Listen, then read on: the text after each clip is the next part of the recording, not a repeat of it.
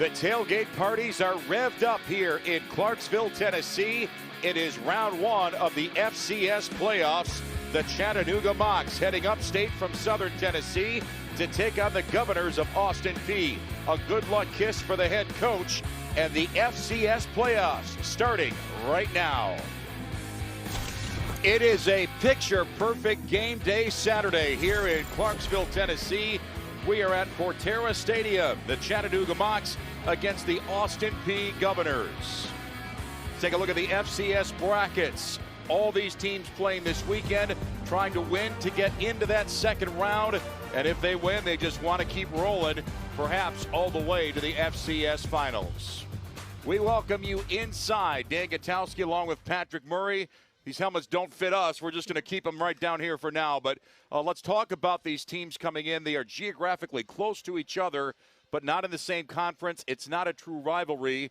What do we know about these teams today? Austin Peay is on a school record 9-game winning streak. Chattanooga has a mean defensive line and a dangerous group of receivers led by sophomore Javen Watley. He is a big play machine for the Mocs. 18 catches of 20-plus yards this season. Watley is a matchup nightmare in the slot because of his speed and physicality. He can beat you deep, and he's not afraid to go over the middle and take some contact, making contested catches. Austin Peay has an explosive offense led by senior quarterback Mike DeLello, third in the FCS with 3,057 passing yards. Head coach Scotty Walden calls DeLello the toughest quarterback he's ever coached. He's not afraid to lower the shoulder and run it on you physically, but DeLello loves to sling it all over the field to his talented group of receivers.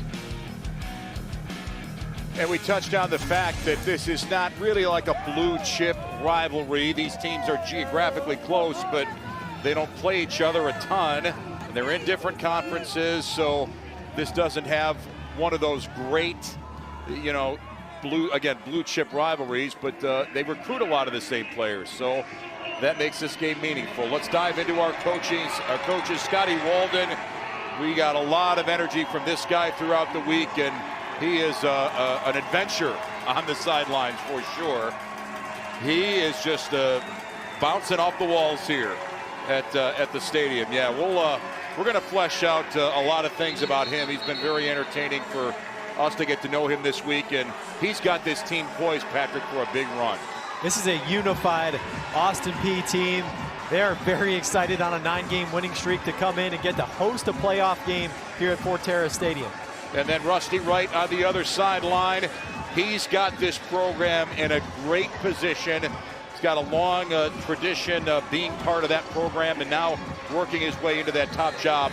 He's super excited he's been able to get his team here today. Rusty Wright played at Chattanooga. He knows what it's like to be a Moc, play tight end. Now he's the head coach trying to lead this program to a playoff victory. So the Governors win the coin toss, and Chattanooga will go on offense first. And that kick is not returnable, so we'll see what the visiting team can do on offense first. And Chattanooga is starting their backup quarterback today. The starter, Chase Artopius, is hurt. Luke Schomburg, the redshirt freshman out of Huntsville, Alabama, making his second career start. His first start came on the road at the Alabama Crimson Tide last week. Threw for 107 yards and an interception in that game, but he remained poised and held his own at Bryant-Denny Stadium. And Chase is on the sidelines. He's out with that upper body injury, but he's here in spirit. You never want to be wearing a headset if you're a quarterback, Patrick. You know that from the position you played, and it's not a great position, but at this point, you're just trying to help the team overall get to that that next level and be productive today. Artopius spent 4 years at UCLA, transferred here to Chattanooga. It's got to be killing him to not be able to play in this playoff game, but he's doing everything he can to get Luke Schomburg comfortable in this offense and feeling confident heading into this game. So another big road test for Chattanooga. The Mocs starting from their own 12-yard line. And they stay on the ground, and a little bit of cushion there. And again, this is a guy we're going to call a lot, Gino Appleberry. He had a big run last week against Alabama. If their run game's going to work today, Patrick, he has to be productive. Appleberry has to be seeing those cutback lanes well. Chattanooga is a wide zone team. They like to get Appleberry out on the perimeter and then let him find a comeback lane and hit a crease. Second down. Looks like an audible at the line by Schaumburg. Working that play clock. Now a little short throw here, complete. This is Sam Phillips, and a flag goes down, but a productive second down play for the Mocs. Javon Young on the tackle, but let's watch this flag.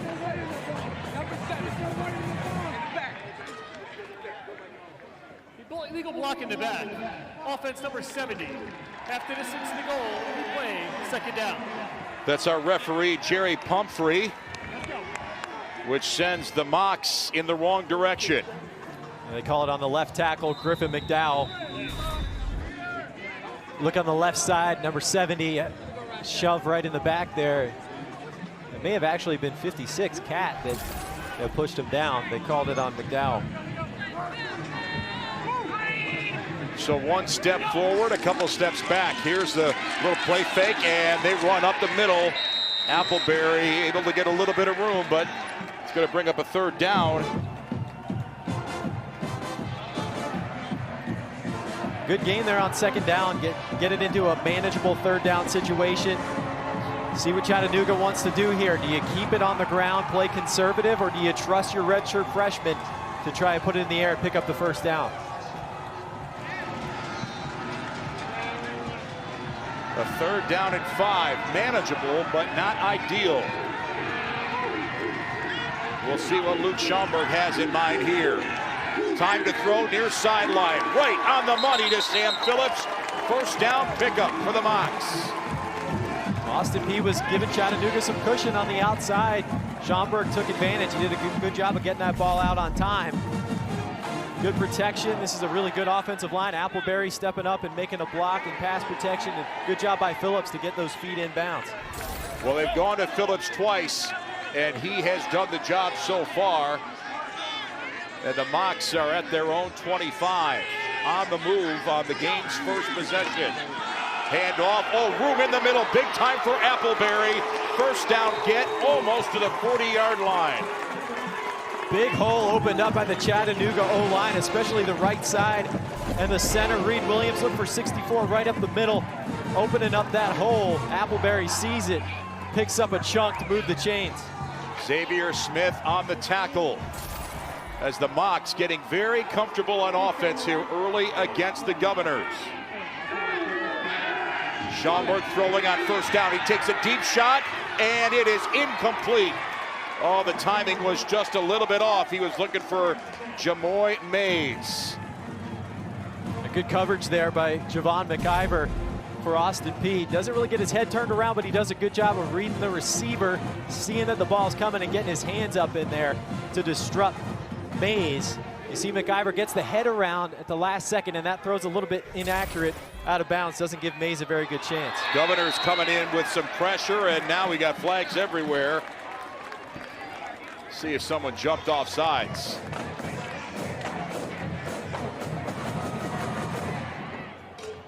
Offside.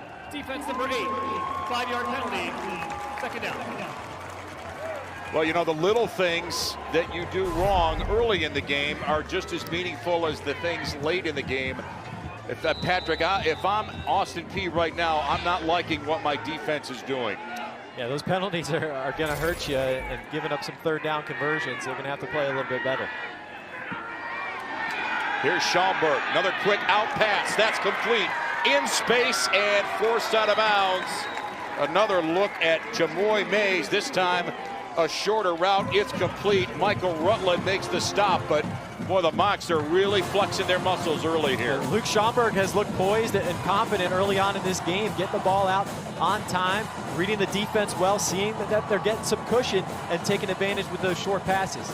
Well, we're going to talk about what Chattanooga did last week on the road and how that's maybe setting up what they're doing today. They're into Governor's territory. Play fake, deep shot, sideline. Oh, man.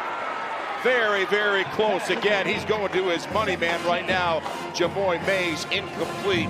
But we talked with these coaches in the week. They went to Alabama and were not really totally overwhelmed by the Crimson Tide. The scoreboard indicates otherwise, but you got to like the poise that the Mocs have showed so far early on offense. Schomburg was in the huddle last week at Bama telling his veteran offensive line, hey, calm down, guys, we're okay. And that's great to see from a redshirt freshman in an environment like that. Another throw, this one a little screen underneath. This is complete, and Javin Watley is the receiver.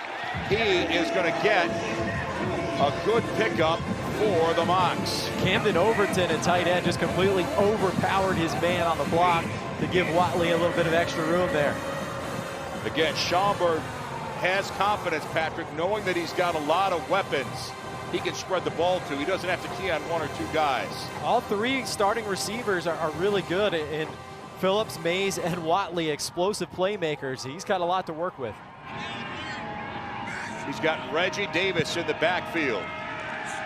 Schomburg's going to throw again. This time he throws a little route, and it's out of bounds. A little too much heat on that throw. Jaheim Ward was on the coverage, but that's kind of the first real overthrow he's had today. Everything else has been pretty sharp. And Schomburg may have missed a big play. It looked like Zaire Thornton was coming open on a seam route up the middle. He didn't see him, went for the short route. They're going to go for it here. So 4th down and 6.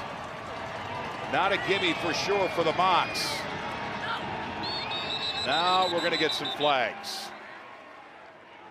That looked like they may be going to a pooch punt. Yeah, Schomburg was backing up to do the pooch kick.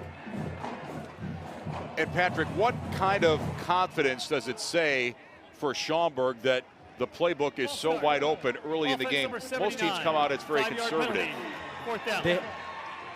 They had to figure that out this week in practice and seeing how much Schomburg can handle it. He's handled things well so far and has the offense moving. But they're going to have to punt here after that penalty. So not so aggressive now with Clayton Cryle punting for the Mocs. See if he can pin them deep. He purposefully kicks it short, and it kind of bounces the wrong way. And Austin Peay will get a little bit better field position than they thought. Our first time out here in Clarksville. No score. The Governors on offense when we come back.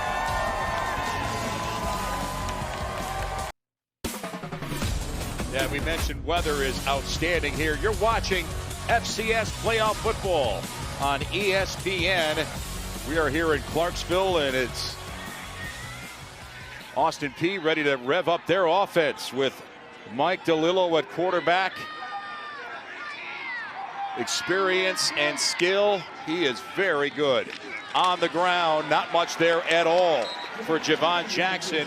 Jackson's their big play guy in the run game, but nothing there on first down. And say hello to Jay Person on play number 1, the two-time Southern Conference Player of the Year coming in and making the stop. And Mike DeLillo at quarterback, 3,057 passing yards, 3rd in the FCS. He's going to throw all over the field today to a bunch of good receivers. And throw he does. That's complete in the flat to Odom. Odom pushing ahead. Positive yardage pickup for the Govs. Cam Thomas is out today for Austin Peay. Very talented receiver, 50 catches for 629 on the year. So Kenny Odom stepping in for him. He had 5 catches for 77 yards last week in place of Thomas. Jordan Walker on the tackle. 3rd and long for the Govs. On their first offensive touch. Now a deep throw in the middle, incomplete. Well, that was a fairly safe throw, but a little off target. Jay Person there to break that up, and well, 3 and out for the Mocs defense. That's exactly what you want. That's huge for the Chattanooga defense, and Alex Mitchell right over the middle putting a hit on Jordan Goko to break that pass up. And that's anytime you can get Austin Peay to go 3 and out, especially at the beginning of the game, that's big momentum for the Mocs because this is an explosive Governors offense. Riley Stevens on to punt. Mocs hoping for a good return as well. They've got Jamoy Mays, who will not get a return. Big defense. Chattanooga stepping up and making some impact on the road. coming back with more football in a moment.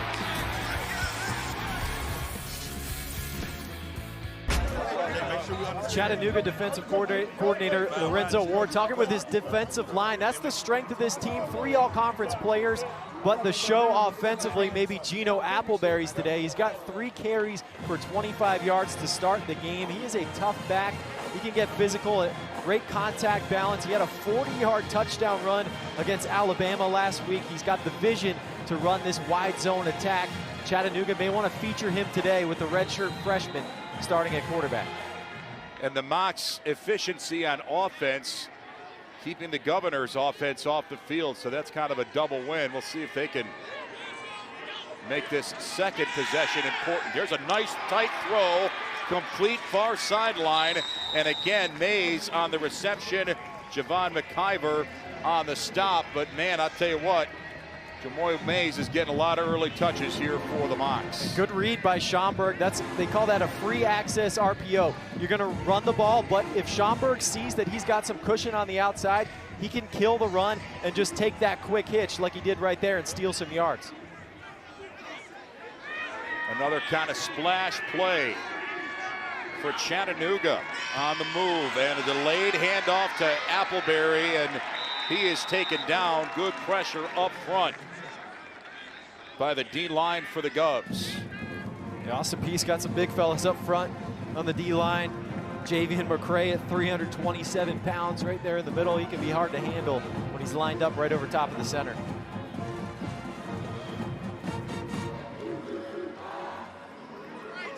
Really a positive start, though, for Chattanooga. Coming into a road environment. And Schomburg has been very composed and comfortable early. Play fake, throwing, and incomplete. Looking for Mays, but Xavier Smith, part of the coverage there. That was maybe the first dangerous throw he's made. An RPO there from Schomburg makes a good read to pull it, but Smith really closes quickly on that ball, and Austin Peay wants to change up their coverages frequently in the secondary today to take away some of those glance route RPOs, just like they did right there. So the Mocs trying to push towards midfield here on their second offensive possession of this game. 3rd and long. Schomburg under duress. Now he'll roll it out. On the run, it is complete and caught. Sam Phillips on the grab. Now some extracurriculars. Corey Chapman was really chawing at Chattanooga, and I think he just caused a penalty. He just drew a penalty. Composure and discipline have to be part of what you're bringing into a game like this, and this is the kind of stuff you just can't afford to have. After the play is over, personal foul, offense number 70. 15-yard penalty, the down will count. 4th down. That's Griffin McDowell. McDowell was not happy with the way Chapman took down Phillips at the end of that play, and they were jawing back and forth. See, look, you see 70 in the middle of the screen. He wants a penalty flag. Chapman's just jawing at the Chattanooga offensive lineman, so McDowell gets in his face, bumps him with the helmet, and then Chattanooga gets called for the penalty. Yeah, that's a mistake, and it's going to cost the Mocs the football. They'll punt away. And no catch. Oh, it takes a nice bounce, though, for Chattanooga. They'll down it inside the 20, down to the 11-yard line. What a break.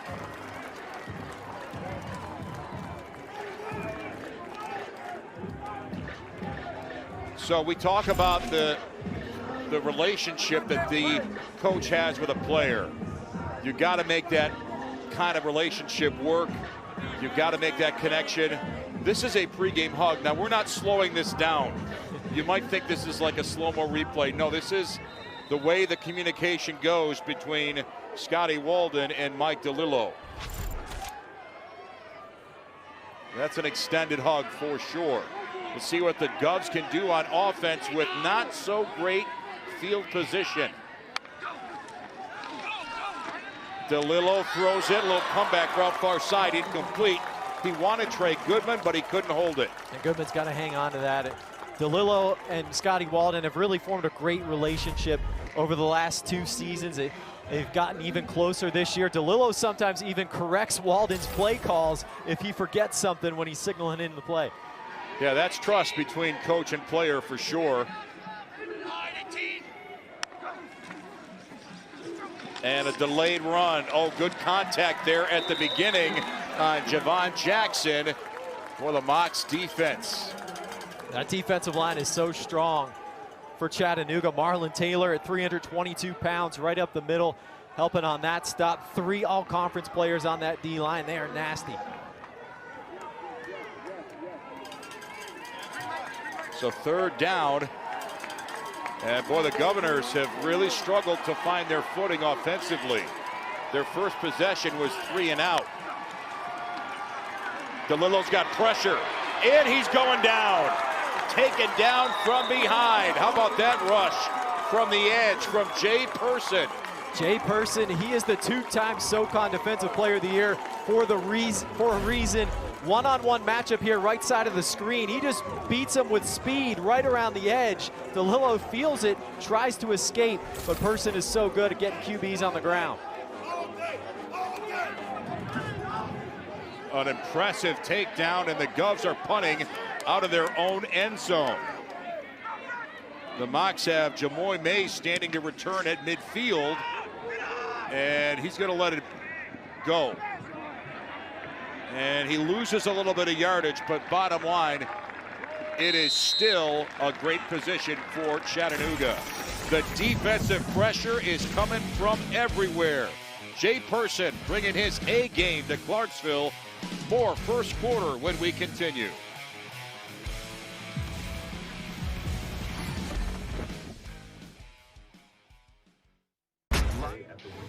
The NCAA FCS Championship coverage continues next weekend with 2nd round coverage beginning next Saturday on ESPN+. For more information, visit ncaa.com, the home for all 90 NCAA championships. And our crew's going to be in Montana next week. Should be fun to see the Grizzlies, a really tough defense. The winner of this game is going to be in Greenville, South Carolina, taking on Furman. And boy, I'll tell you, a very impressive start for Chattanooga. The Mocs have really been in control for this first quarter. Let's see what they can do here. On the ground, running is Reggie Davis. And boy, they can't get him down. Finally, it's Javian McCray who makes the stop, but he had to work to bust that play up. You see the strength of the running back there. McCray, good pursuit coming from his nose tackle spot, but look at the strength of the leg drive there from Davis to keep churning, get those couple extra yards. Well, the Mocs are really bringing the fight to the Governors in this game on offense. Back on the ground, and an ankle tackle on Lance Jackson, but a positive run. Tyler Long makes the tackle as the Mocs are working the ground game for right now. Javon McIver, 13, does a good job setting the edge there, sending him inside to Tyler Long, who cleans it up, just barely able to trip him up. That could have been a really big play.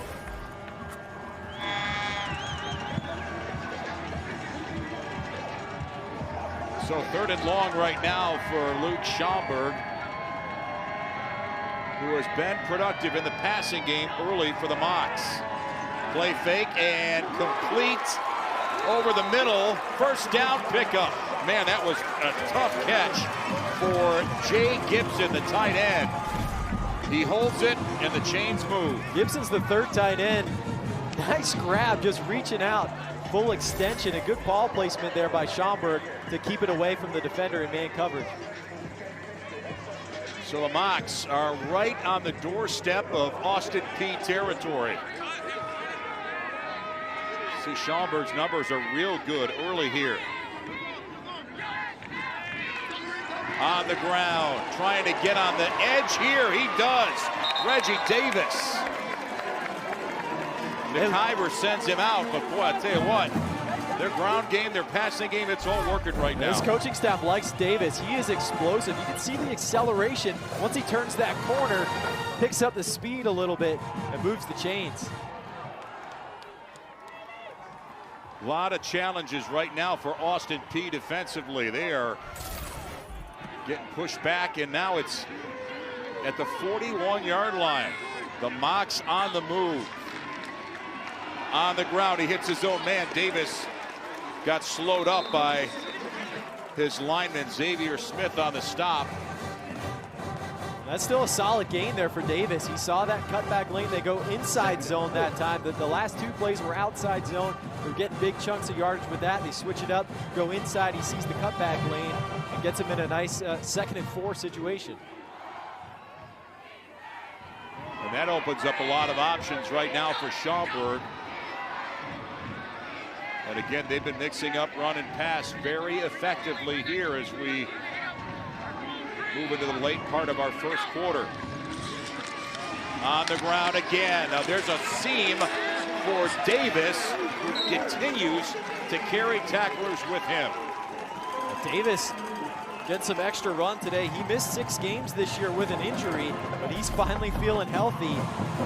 He can really move. Look at the push he gets up front by the O-line, just moving guys to the side, opening up a hole. Davis has been running quick and hard today. Well, they've got to have 2 tacklers on him, and he's coming out for a breather. A well-deserved one at that. Boy, if anybody thought that the Mocs run game was one-dimensional with Gino Appleberry, you'd be mistaken. Chattanooga on the move. Schaumburg throwing. Oh, great route in the middle. That's complete to Watley. Touchdown, Mocs.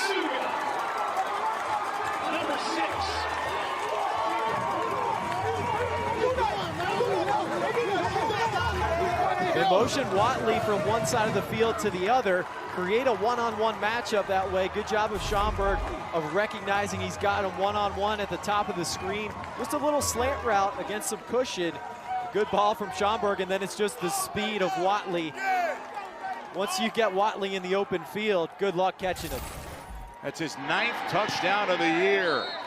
And the PAT puts Chattanooga on the board first. And it is a touchdown that they for sure earned. Their offense has been super. Let's break down the first round of what's happening in the FCS playoffs today. Of course, this game here, there's 3 other games ongoing that are starting later or underway. We'll maybe pump some scores in there when they come across. Sacramento State had the lead on North Dakota 28-14 at the half. And then North Dakota State hosting Drake. So again, this is all the start of the extended run-up to the FCS championship game. Now, there may be a little more sense of urgency for Austin Peay playing from behind. They're still looking to find their groove offensively. Austin Peay has 3 total yards. They really got to get it going. I think they're going to have to run the football because Chattanooga's playing some soft coverage and taking away their deep shots. Ball caught. And it's Jaden Barnes who stayed up. There's a flag down, 2 of them, right about where he caught the ball. So we'll see how this plays out.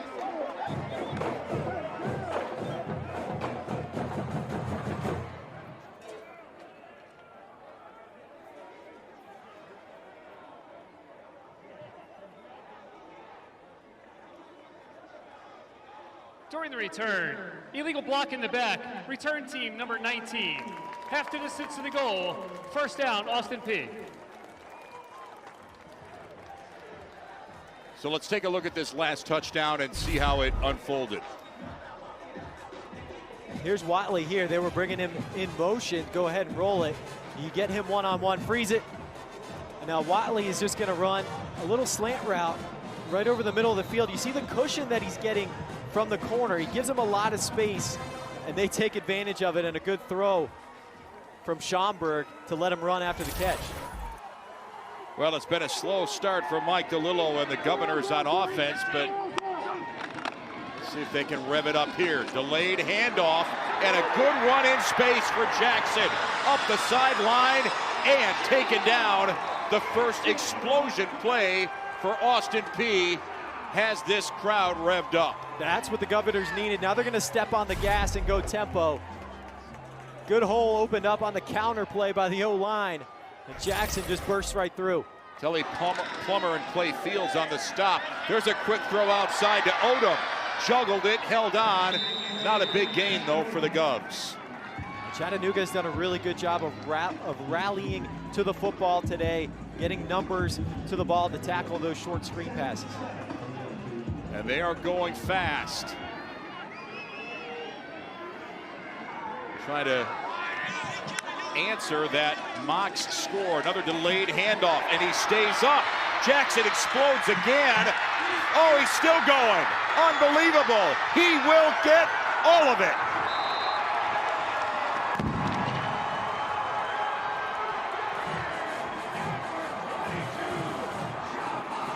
Javon Jackson going beast mode, waking up this crowd in Clarksville. What a run. Wow. Well, I think the Governors are back on offense. This is all Javon Jackson. Look at him breaking tackles at the line of scrimmage. Now watch this, that stiff arm, getting off of two guys, get off me, and get in the end zone. Fantastic run by Javon Jackson. So Maddox Trujillo will attempt the point after for the Governors. And he nails it, and we're tied at 7. And we got a ball game now. That's got the crowd fired up. Yeah, the Governors were sandbagging us offensively here for most of this first quarter. But they have come on like gangbusters. Man, that is a how bad do you want it score. That's just the strength of Jackson right there. 92 rushing yards for Jackson on that drive. He's 5'8", 200 pounds. Coach Scotty Walden likes to joke that he eats Wendy's and McDonald's every day, but he is still ripped with muscles all over the place, and he showed the muscles on that run. We're trying to have an ISO cam on Scotty Walden the entire game. We can't get everything, but he finally found someone to hug on the sidelines after that touchdown. Yeah, Coach Walden's got to be fired up right now. He's going to get everybody pumped. That dude has boundless energy. I got a feeling that, like, Red Bull is always on the shopping list at their home. Oh, absolutely. Right? Whatever energy drinks you got. You know, I don't think he drinks coffee at all. In case you're wondering, there he is. That's just how he is. High energy, and now the Governors are in feel-good mode. The bounce on the return, and taken down is Javen Watley. One more look at this touchdown. Let's go ahead and roll it. Austin Peay running counter, one back power. They pull the guard. He kicks out the defensive end, and then it's all Javon Jackson there. He broke a tackle at the line of scrimmage, just overpowers two guys at the 35-yard line, and finishes the run. He was in beast mode right there, looking like Marshawn Lynch. 4 carries and 92 yards in a short amount of time. Jackson has 6 100-yard rushing games in his last 8, well on his way to number 7 today. Well, the crowd is back into it, so the advantage that the Mocs may have had has evened out. We'll see what Schaumburg can do here on first down. They'll run. This is Appleberry, and he gets swallowed up inside. Not much of a gain for the Mocs. Well, that run by Jackson had to fire up this Austin Peay defense. You see the linebacker up the middle shooting in, make a solid tackle, but Chattanooga is still getting those decent gains on first down and putting them ahead of the sticks, getting them in good position on 2nd and 3rd down. Darius Richmond on the tackle, but there was a swarm of red jerseys. 2nd down. Schaumburg throwing, deep ball, wide open, juggled and dropped. Oh man, coulda, woulda, shoulda had it. Jamoy Mays. Oh, sorry, correction, that's Watley. A Watley in the slot, the middle of the screen. Nice move to get by Chapman. Oh, just off the fingertips. He'd love to have that one back. Maybe once, twice, three. Oh! Right there. That was going to be 6 for number 6, but just couldn't hold it. Third time not a charm. Close though, and again, the confidence that Schaumburg has and Joe Pizzo has in him to take those big shots downfield. Play fake and complete. Good takedown, but the pass is complete. Camden Overton, the tight end, able to haul it in. He stopped him short. Not short of the sticks. Not a first down. And that's going to wrap our first quarter of football. It is definitely an even game now. 7-7. The Governors with the big play late. There's the opening touchdown by Chattanooga. Our second quarter when we come back.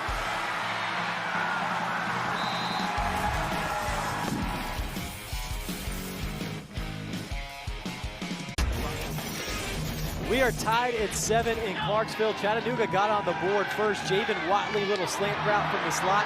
His 9th touchdown catch of the season. He's a big play guy for the Mocs. But Austin Peay answered right back. Javon Jackson going beast mode. Just breaking tackles. Get off me. Getting to the end zone. And we are all tied up at 7 apiece. 2 defenders, not enough to slow him down. So, yeah, good start for Rusty Wright. Not excited about that last series by the Governors, but his guys came to play. They've been poised. And there's the punt. And Jaden Barnes will take the fair catch. Let's jump back into the FCS bracket. Again, there's games all over the place. Anything interesting about what we see in the second round coming up? I think that Montana Grizzlies team is going to be real tough. They've got a nasty defense that just keeps getting better. Had a really big win over rival Montana State last week. They are rolling. Look out for the Grizzlies in this FCS bracket. Yeah, this is just the beginning, so all you want to do is just extend your season one more Saturday. And here come the Governors on offense, trying to build off that long touchdown run. Boy, there's nothing there. They swarm all over Jackson that time. That D-line is making it tough to get off blocks and get up to the linebackers. Watch the linebackers just flowing freely to the football. Alex Mitchell and Kobe Joseph, and that's really due to the defensive line keeping them clean and not allowing the Austin Peay offensive linemen to climb up to that second level. Loss of 1, 2nd and 11. DeLillo, play fake, he calls his own number, and he's got space in the middle. Wow, nice run, not flashy, but very productive. A really nice run, and Brennan Smith, the right tackle, had a tremendous block on that play. Pancaked his guy. Way to finish the block and open up a hole for DeLillo. Jordan Walker finally stops it, but it's a first down get for the Govs. Play fake, DeLillo, deep ball far side, caught, no. Oh, he had it. That was Trey Shackelford. Shackelford had a step on his man. DeLillo underthrew that just a little bit. Shackelford made a really nice adjustment to come back to it, but just couldn't hang on to it. Brown couldn't really see the ball, but Brown does a nice job of getting in the hip pocket, keeping the hand up between his hands to make it tough on Shackelford to make that grab. So we're taking a look at Cam Brown, who is not up yet on the sideline. Now they are going to help him up. And a slow walk off, but, well. Brown's a great player for Chattanooga. He's an important guy, first team all-conference. He's got 3 interceptions this year. He had 6 picks last year, which was 2nd in the FCS. They're really going to need him today to slow down those Austin Peay receivers on the outside. DeLillo a little off target on that throw. See what they do here on 2nd and 10. You can see that DeLillo has struggled to move the ball in the air for Austin Peay. And he'll keep. Oh, he gets almost taken down. The second wave of tacklers will wrap it up. Marlon Taylor was in the backfield immediately on that play. Shamar Jones.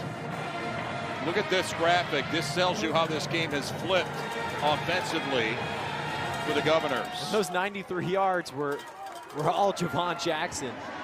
He's breaking a ton of tackles on that last drive. Jackson in the backfield right now on 3rd and 11 from their own 37. DeLillo throwing, and off the fingertips of MJ Singleton. Good cover there by Josh Battle. A little bit high, and I wonder if DeLillo is thinking about that pass rush. Jay Person got the sack earlier, clean pocket there. Just a little bit too high of a throw. Singleton was open, but couldn't connect. So the Govs stall out on this drive.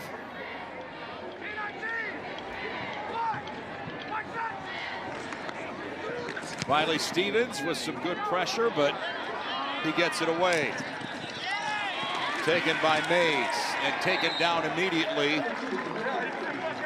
We'll take a timeout here. Second quarter FCS playoff action between the Govs and the Mocs. So if you're new to the FCS playoffs, here's the overview of how this will all play out. There's 24 teams total, 10 get automatic qualifiers, and then 14 come in at large. And everybody's going this weekend. Some teams waiting for next weekend after the first round buys, and everything will play out and end in Frisco, Texas in January. So lots of football to go, and win and survive, survive and advance. The winner of this one goes to Furman next week. Chattanooga lost by 3 to Furman. Probably should have won that game, but they can compete with the Paladins for sure. Luke Schomburg under center, handing, and a big run. Here come the Mocs. That's Appleberry. That's what he can do in space. And that burst of acceleration moves the chains for the Mocs. Austin Peay has really had no answer for this outside zone attack, this wide zone attack. Appleberry's been so good with his vision and seeing those cutback lanes and picking up big chunks of yardage on first down. Chattanooga has come in and played very efficiently and effectively on offense from the get-go. Mocs at their own 33 on the ground. Here comes Davis. Man, he is like a freight train taken down inside Austin Peay territory. Reggie Davis has been a great compliment to Appleberry today. And again, going wide zone, just replay it. Take a listen. What a hit by Corey Chapman. I think he shook the press box up here. We showed you those helmets in the open. You and I might have to put those things on. We're going to get those on. For protection. We're getting knocked around up here. Corey Chapman, I felt that one. So here comes Schomburg. And again, this is a Mocs offense that has been percolating. There's a throw in the middle, complete, and still on his feet is Sam Phillips. Finally taken down. Well, I tell you what, if you have not been watching Mocs football, you would be shocked to know that Luke Schomburg is a backup because he's playing like he's owned this position all year. Great poise today from Schomburg, and Austin Peay is giving Chattanooga a lot of cushion on the outside, giving him the opportunity to take those quick slants and quick hitches. Governors need to play some more press coverage to take away those short passes. At the 32, on the ground, Davis putting his head down, banging for some yards. Down to about the 25. You got to give the Chattanooga O-line credit. They have been doing a fantastic job with their reach blocks in the wide zone today, getting turned to the sideline, turning their defenders and opening those creases for Appleberry and Davis to run through.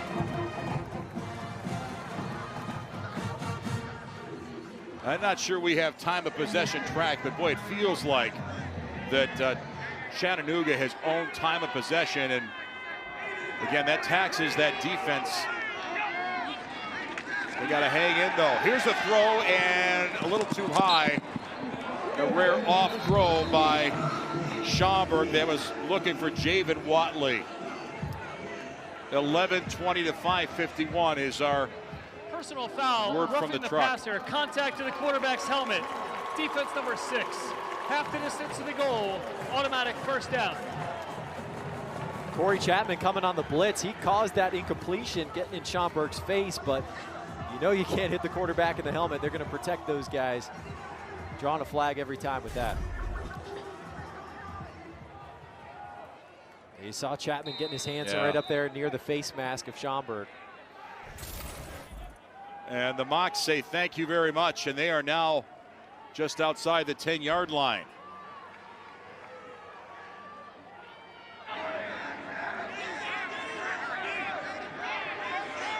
Now Schaumburg back and forth. Lots of movement by the Governors on defense. Appleberry on the ground. Cannot escape that first line of defense.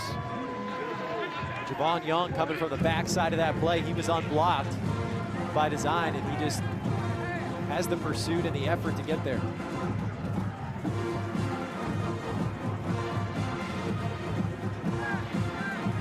That's good. That's a no gain for Chattanooga.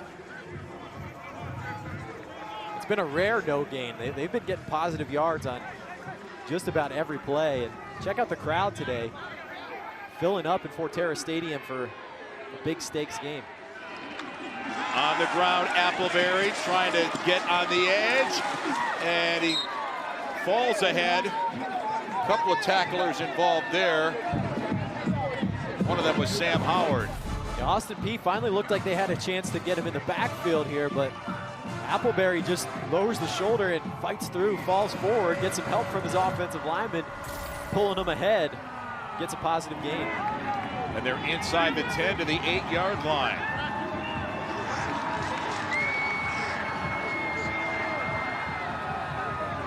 Chattanooga working their ground game, trying to get a go-ahead score here on Austin Peay.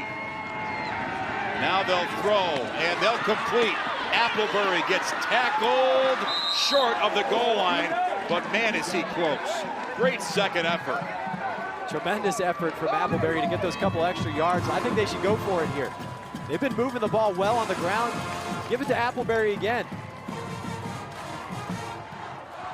And they picked up the first down, so they don't need to go for it. Knocking on the doorstep. Appleberry on the ground, end zone, touchdown. Chattanooga reclaims the lead.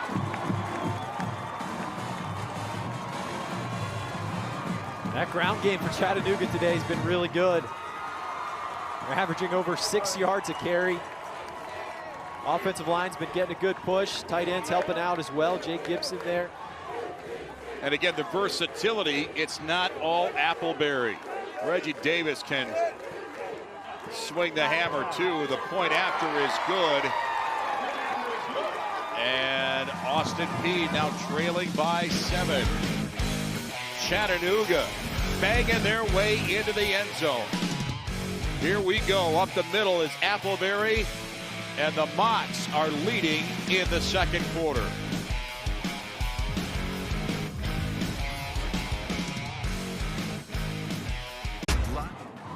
So one of the great things about being close on the sidelines is we hear things from players that we might not otherwise hear. Camden Overton called that a bully drive. Patrick, what does that mean? That means you got whatever you wanted on that drive. You pushed the other guys around.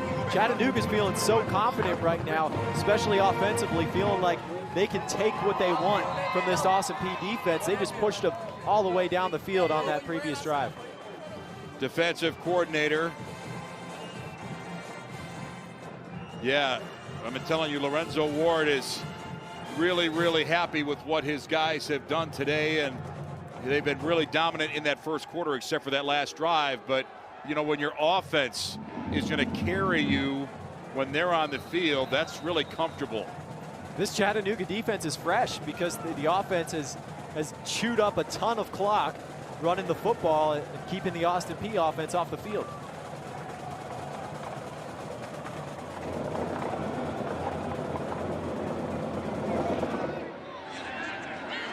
Kickoff is not returnable. It goes out of bounds. And we've been talking all about this defense, and it has been really tested by Austin Peay, just struggling to get things rolling. Alex Mitchell had the big hit. They've been close in the secondary, taking away some short passes. Jay Person, two-time conference player of the year, getting a sack, doing what he does best. Defensive line has been tough today for Chattanooga.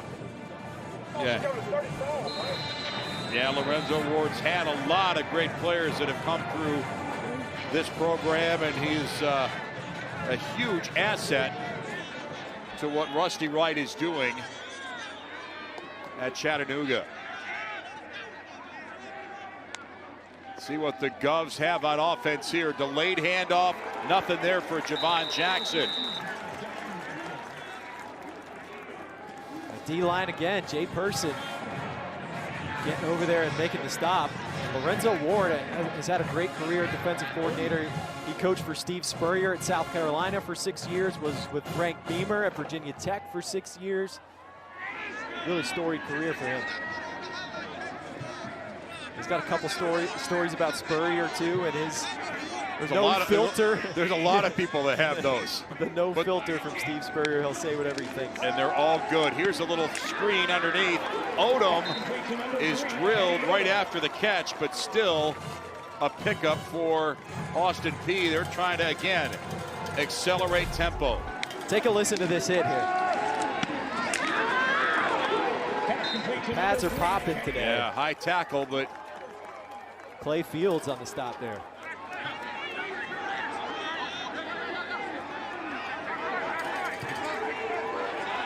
Third down and 6. Big play for the Governors. DeLillo's got pressure coming. He'll run. He will get taken down. Man, that was impressive. It started with the coverage from Chattanooga. Austin Peay was running a mesh concept. They got two shallow crossers trying to get a quick hitter over the middle of the field. Chattanooga did a great job of covering that up. Watching the middle on the left side, they cover it up. DeLillo just has to escape. He's got nowhere to throw the football, and the Chattanooga D-line cleans it up. Yeah, Marion Taylor was the one who put the first hit on DeLillo. And now it's punting time for Austin Peay. Oh, that is a beautiful punt by Riley Stevens. Fair catch by Mays for no return. Timeout here. It is Mocs football. They have the lead here in Franklin. I don't know if those count as the best seats in the house, but the Buzzards looking to pick their carcass here on the field, and it's been a exciting first half for the visiting Chattanooga Mocs. Let's get a little flavor of a brother and brother relationship here. This is quite an interesting story. And Reed Williams on the left, the starting center for Chattanooga. Real clean-cut guy, maybe could be a Wall Street executive. On the right, Bucky Williams, former Austin Peay offensive lineman, and he looks like a Viking, a guy that might pick up a big turkey leg, make a kill out in the wild, and just eat it right there. Just a Viking warrior. If he catches one of those buzzards, he's going to eat the buzzard. That's the kind of Viking he is. Here comes Schaumburg, first down. Roll out and incomplete. Good coverage from McIver. I think Schaumburg knew all the way there he wasn't going to have that one, just kind of threw it away. Time for Austin Peay to figure out how they can make some impact plays defensively. What changes do you think they need to make, Patrick? I think they've got to play a little more press coverage on the outside to take away some of the short passes. They did a better job of that right there with McIver, taking away that little comeback route. And they've got to find a way to get some penetration up front and slow down this running game. Second down and 10 for Chattanooga. Pump fake, and he will send it into section 4. So 2 underwhelming pass plays by the Mocs. That's one of those free access RPOs from Schaumburg. He thought he had the free access on the outside, so he pulled the ball out, didn't hand it off. He thought he had some cushion, but Austin Peay quickly closed that cushion, and he said, uh-oh, I better not throw this ball because it's going to be a pick, and just throws it away. Governors hoping their defense can make a big stop here And 3rd and out. Movement up front. Fingers pointing both ways. Looked like Javon Young from Austin Peay jumped first. While Marion Krim reacted to him to try and draw the flag.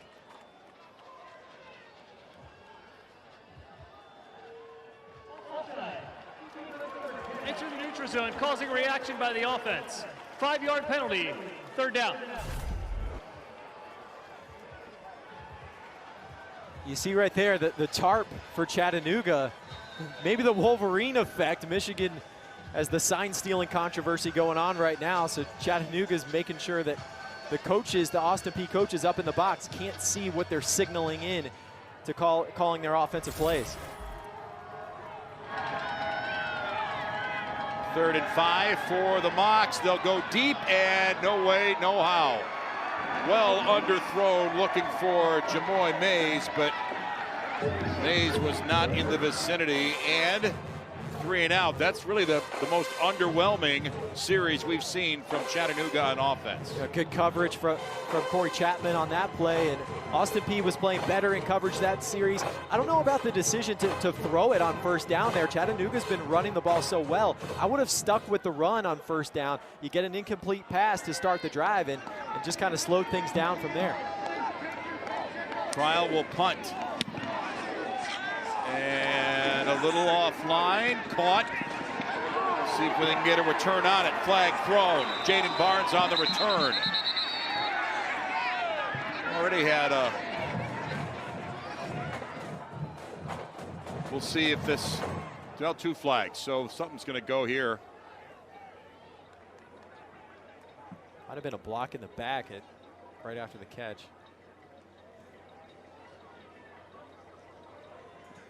During the return, illegal block in the back. Return team number 43. 10-yard penalty from the spot of the foul. 1st down. You can see the block in the back here. We're going to show it to you. You look for 43 in red right in the middle. He tries to back off of it, but they throw the flag on it. Timeout here as we wind down our 2nd quarter.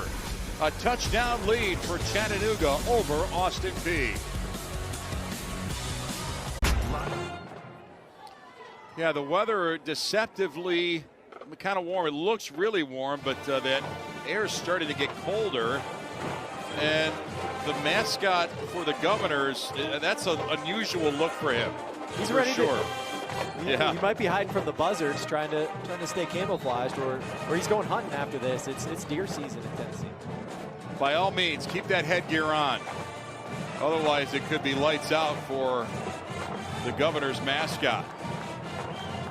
Well, they're enjoying the game from exactly that perch. We'll see what the Governors can do on the field. Except for that long touchdown run, their offense has been not 100%. DeLillo spreads everybody out here on 1st down. Quick throw and incomplete. Well, the receiver was looking right up. That's Jaden Barnes. I think he was worried about the hit that was coming. He thought Mitchell was going to drill him. Heard the footsteps right side of the screen. Yeah, you see him pull back a little bit. He knew he was going to get drilled by Mitchell if he leaned in and caught that ball. 2nd down on the ground. Jackson trying to stay up, but boy, there's just nowhere for him to go. It's maybe a yard. Tough sledding for most of the game for this Austin Peay rushing attack because of that D-line for Chattanooga. They had the one drive where Jackson had 92 rushing yards on the one drive, but other than that, they've got nothing. Josh Battle making that stop. Again, we know it's been an up and down 1st half offensively for the Governors. DeLillo gets a different play from the sideline, and they'll switch it up.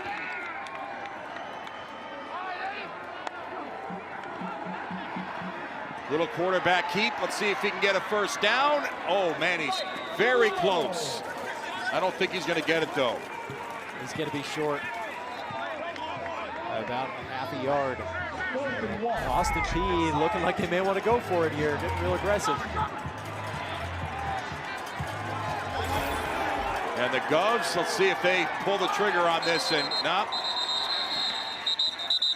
Timeout taken by Chattanooga. First charge timeout, Chattanooga.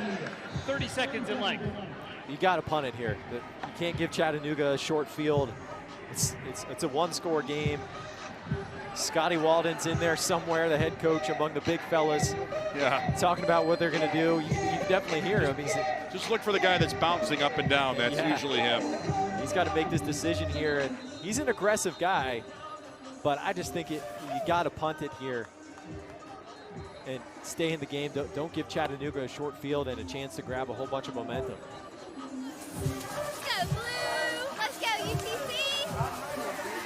So the Mocs have really been composed for the entire first half. Their offense has been solid. And there's Scotty Walden. And they'll get back to punt formation. But let's see. Ooh, bobbled snap. Oh, he gets it off. Boy, that could have been a whole lot worse. Drop snap by Riley Stevens. Oh, Stevens saved him from disaster there after dropping it. Here's the FCS coaches poll with against South Dakota State and Montana at the top of the heat against the top of the heap. The Jackrabbits won it all last year, and then we've got bottom with Austin Peay and Chattanooga. Austin Peay, the number 10 team in the country. Chattanooga, number 19. Pretty cool to have two top 20 teams in the house. And then number 6, Furman, is the opponent waiting next week for the winner of this game. Yeah, there's the mock mascot. So, boy, this is a very bird-heavy he's going to do battle with the buzzards. Yeah, broadcast. So here come the Mocs. See if they get one more big push late in this second quarter. On the ground, and a little bit of positive yardage. Number 36, Reggie Davis. That's Reggie Davis, who's been an impact player for Chattanooga. It's been all day for Chattanooga. Wide zone, wide zone, wide zone. And they've been getting positive yardage every play. 2 yards there. I mean, that's probably the best Austin Peay's done all day, holding them to 2 yards on first down. Both teams over 100 yards rushing in this half. Here's Schaumburg handing off. Boy, there is not much room, but a great redirect by Appleberry to make that play somewhat productive. A really good cutback by Appleberry. Austin Peay finally got a good push, moving those offensive linemen back into the backfield. They may have had a chance for a tackle for loss, but Appleberry just stuck the foot in the ground, cut it back, and makes it a nice 3rd and short. Xavier Smith and Sam Howard make the stops. Again, can the Governors make a stop and get their offense back on the field? Play fake pressure in the flat, complete to Appleberry. He gets drilled short of a first down. Nice play by Michael Rutland Jr. coming up from his safety spot, diagnosing that play and making that tackle short of the sticks. 2 in red, coming in to the screen and just cutting down Appleberry. Exactly the way you're taught to do it. Take out the legs. Fundamentals on display for the Governors on defense, and it's going to get them the football back. Clock is running though, so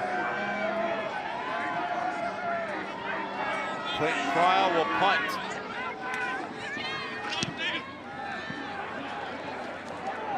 No return, and it takes a bounce. See, they kept it out of the end zone. They did. Well, that's about as good as you can get from your special teams. Fantastic punt from Cryle. Exactly what they needed. Look at the bounce at the 1 yard line. Nice slide. Yeah. They just barely keep it in. Reach that big paw out and grab it. So it's down at the 4 yard line. So the Governors will have lousy field position. But boy, if they can get their running game back on track, Problem is they don't have a ton of time. We're almost at 2 minutes.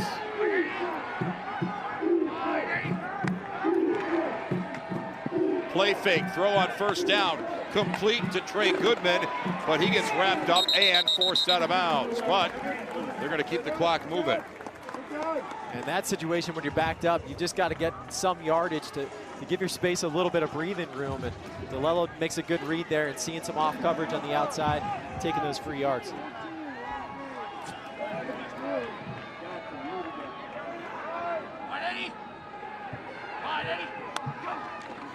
DeLillo will keep it, and he'll just put his head down and get grilled.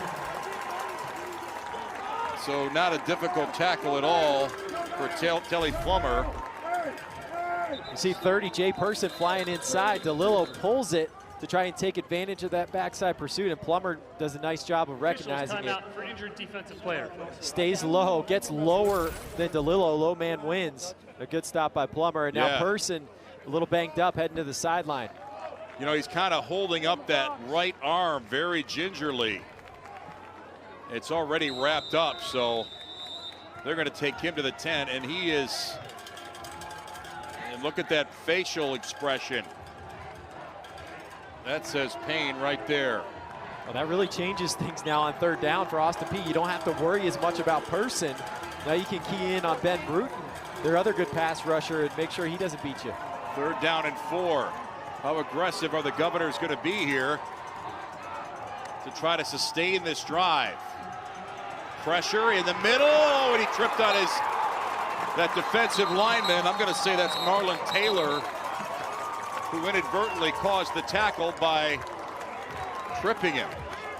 Austin Peay went back to that mesh concept.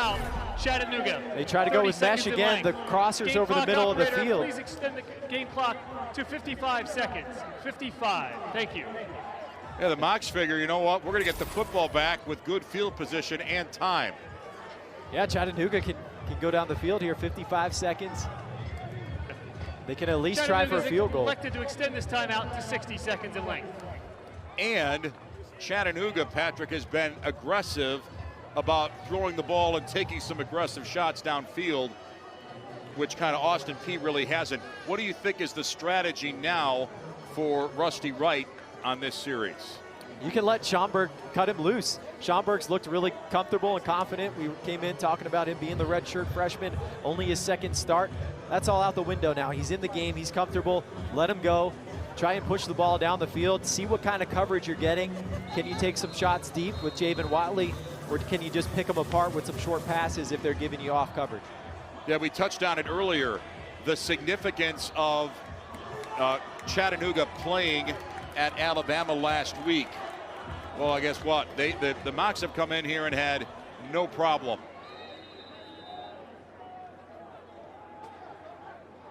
Yeah, the Governors have really just had one solid series. And here's the punt out of his own end zone. This is Riley Stevens in a bad way. Ball takes a very unfriendly bounce for Austin Peay. Man, you can't get better field position than that. You cannot, especially, usually it's a turnover that's going to give you that kind of field position. You get one off of a punt. Stevens just kind of shanks it, didn't get much on it, and got a bad bounce as well. Comes back about 5 yards. Bad kick, bad roll, bad bounce. And Chattanooga starts the drive in field goal range already. They can try to take a few shots at the end zone here. And with this guy at quarterback, Luke Schomburg, you know they probably will. They have played fearless offensively from the opening possession. And here they go, near side. That's complete. Did he stay in bounds? That's the catch by Javen Watley. Michael Rutland chased him out. Just a little out route from the slot. Schomburg delivers that ball right on time, anticipates him coming open, makes a good accurate throw. They get 5 yards, but they can afford to kind of take some short-term or low-risk plays right now. On the ground, Appleberry gets out of one tackle and gets down to the 15. Chattanooga has that one timeout left. It gives them an opportunity to run the ball. They're not going to take it, though. They're going to get right back lined up. 17-7. So they're going to spike it. Patrick Luke Schomburg, what do you like about his mechanics and what he's done throwing the football so far today? Schomburg's been poised, and he's done a good job with his timing of getting the ball out quickly, being on time with some of those short timing routes with his receivers. He makes the wow throws in practice. It's just about him being comfortable reading defenses and recognizing things. He's done that well today. And playing against Alabama last week in his first start, I'm sure got all the jitters out for him. And he feels comfortable right now. Schomburg's going to run. Pressure coming. He'll heave it. End zone. Intercepted. And the Governors are going to bring it out. And, oh, it's stripped away. Touchdown. Incredible. Jamoy Mays, what a play. Wow. What an effort. The interception lasted for all of 2 seconds. And Mays came in and yanked it out. Man, you will not see that happen often. It was a freshman mistake by Schomburg to throw this up for interception grabs. by the defense, then a fumble that was recovered and returned for a touchdown. The previous play is under further review. That looks like a clean fumble to me. Corey Chapman making the pick, and Jamoy Mays being aggressive, just ripping the ball away from him. Mays couldn't get up high enough to get to that football. Chapman does. And then look at 2 on the right side. Just yanking it out, keeps the hand down to stay up, and gets in the end zone. Tremendous effort by the junior receiver. I don't know how this would get overturned. And man, what a terrible turn of events for Austin Peay. Just a crazy swing right there. I mean, Chattanooga's right in position to get at least a field goal. They throw a pick, so Austin Peay's feeling great. And then a second later, great look at it here. Mays just yanking it out, making a play for his team. I was going to say, maybe he dislodged the ball when he bumped his own teammate. I don't think so. I think it was just an all-out strip. That was just pure effort from Jamoy Mays, getting in there and yanking it out. Does he stay on his feet? Yeah, or does he stay off the ground at least? He uses the left hand to keep himself up. Do wide receivers even work on stripping footballs like that in practice? They typically don't work on it, but sometimes you do a drill, where a ball protection drill, where you're helping your teammate and you're trying to strip the ball out so your teammate can practice holding on to the football. So it can happen that way, but to me, that's just pure effort of Jamoy Mays being mad about that interception and saying, I'm not going to let this happen. I'm going to go take that football back. Our instant replay official is Mike Hill. So he's got a lot to juggle right now. From the look that we had, his knee never went down. Mays used his left hand to stabilize himself, keep himself from going to the ground, and got in the end zone. I don't see any way how this is overturned.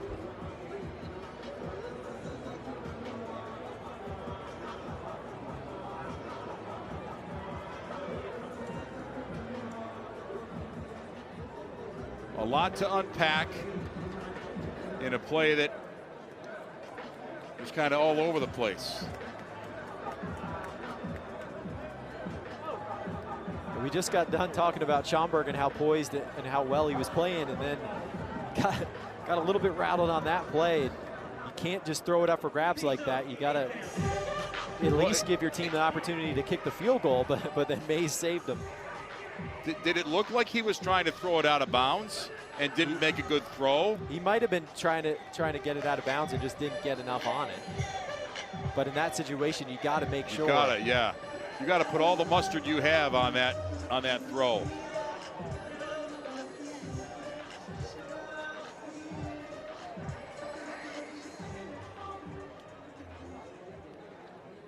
After further review, the ruling on the field of a touchdown is confirmed.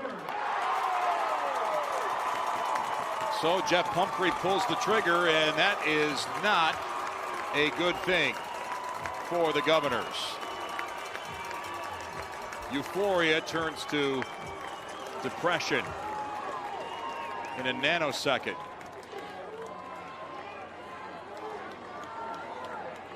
And you know what? This is, hey, look, FCS playoffs, you got to take your luck where you can find it. And credit to Jamoy Mays, who, again, probably never thought, hey, my touchdown is going to come on a strip ball off of an interception. Let's revisit this one more time and go wide on it. Forced fumble by a wide receiver. Jamoy Mays, 2 and white. Just pure effort. Give me that football. Keeps himself up and gets in the end zone. He says, show me some love, guys, because I just got us on the board again. Well, the Governors have had a lot of kind of emotional swings. They had the one great offensive series that had that first touchdown late in the first quarter, but boy, this has really been a great performance by Chattanooga in this first half. And again, they are showing no signs of being, fearing anything that happens on the road. And again, playing at Alabama. Playing at Furman, yeah, playing at home against Furman the week before, 2 really tough opponents. The Mocs come in here as an underdog, and they've been winning the game on the line of scrimmage. So a squib kick, barely handled.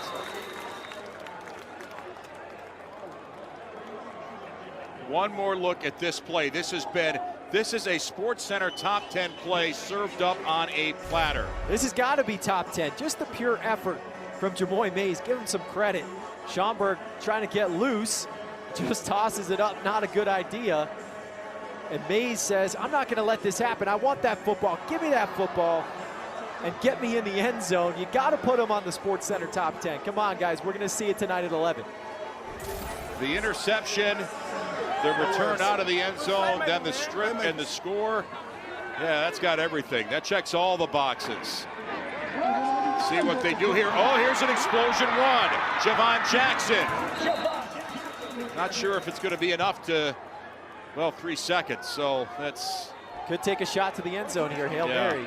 They can live with that run. DeLillo coming right up to the, and again, we got, these two teams, we said that, okay, we're going to halftime. There's a little chippiness on the field. We already had one skirmish earlier. And the Mocs of Chattanooga establishing themselves as the real deal. Our halftime will start here in Franklin in just a moment. But the Mocs of Chattanooga lead Austin Peay 21-7 here in Franklin, Tennessee.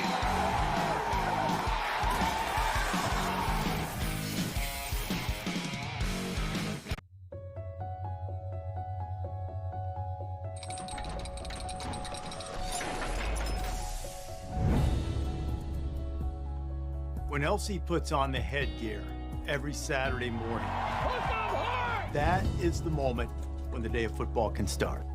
Could have never have dreamt that it would have become where we are today, where fans every week, that's what they wait for, to see which headgear he's going to put on. I like Ohio State's speed and power, but I question their place kicker and their punter. The headgear tradition started in 1996 at Ohio State. Herb Street was fairly new on the show, and Kirk's wife Allison had been an Ohio State cheerleader. He thought I might have some kind of in to try to get Brutus his headgear. They had to do some very high-level, tense negotiations. I'm telling you, it took 3 or 4 different back and forths until finally they green-lighted Brutus. I'm telling you one thing. Buckeyes!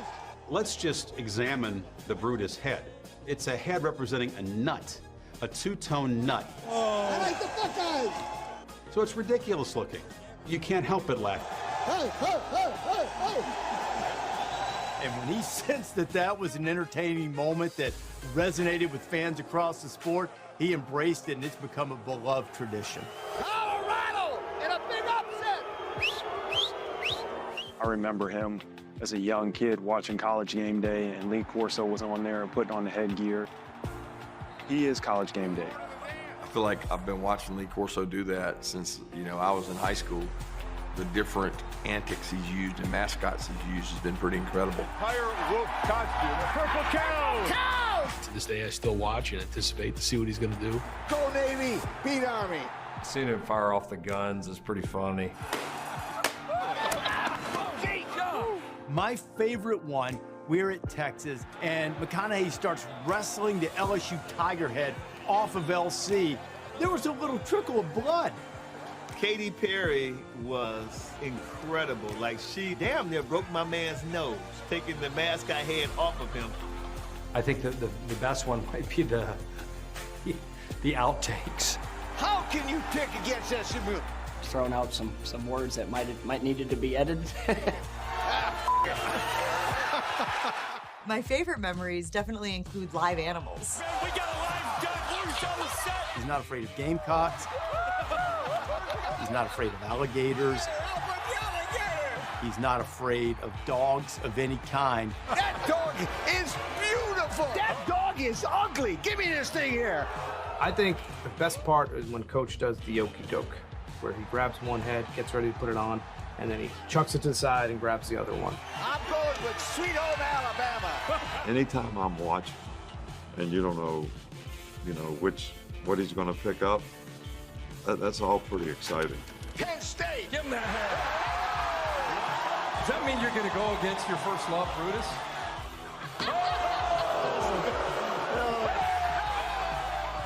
Coach Corso is a maestro of the crowd. He can take them on a ride like not many people in the history of television can. Corso with the duck. He's always got something ready for the people, and to see him come out as Ben Franklin was just absolutely incredible. I founded Penn. This is my school. My best moment is when he picked Texas to win the national championship. Tonight, they shocked the entire universe. And all the other guys up there were totally against him. I'm going with Texas Longhorns. Hook up, Texas! And then we won. And I've praised Coach for that ever since. There's a time with Bill Murray, we're at Death Valley at Florida State, and he comes up, Chief Osceola, and he's dancing, and Bill Murray sees that, and he picked Clemson, and he picks him up. WWE style. It's chaos everywhere. Somebody that tried to copy that would be silly. There's only one person who can do that, Lee Corso. I think he's been a great ambassador for college football and has brought some great perspective, but also brought laughs and fun to a game that we have to remember is still supposed to be fun and supposed to be a game. What he's provided to so many households, what he's provided to so many of us as coaches, he put a lot of fun in the game. I just can't thank him enough. For Lee Corso to put on that headgear 400 times, it never gets old.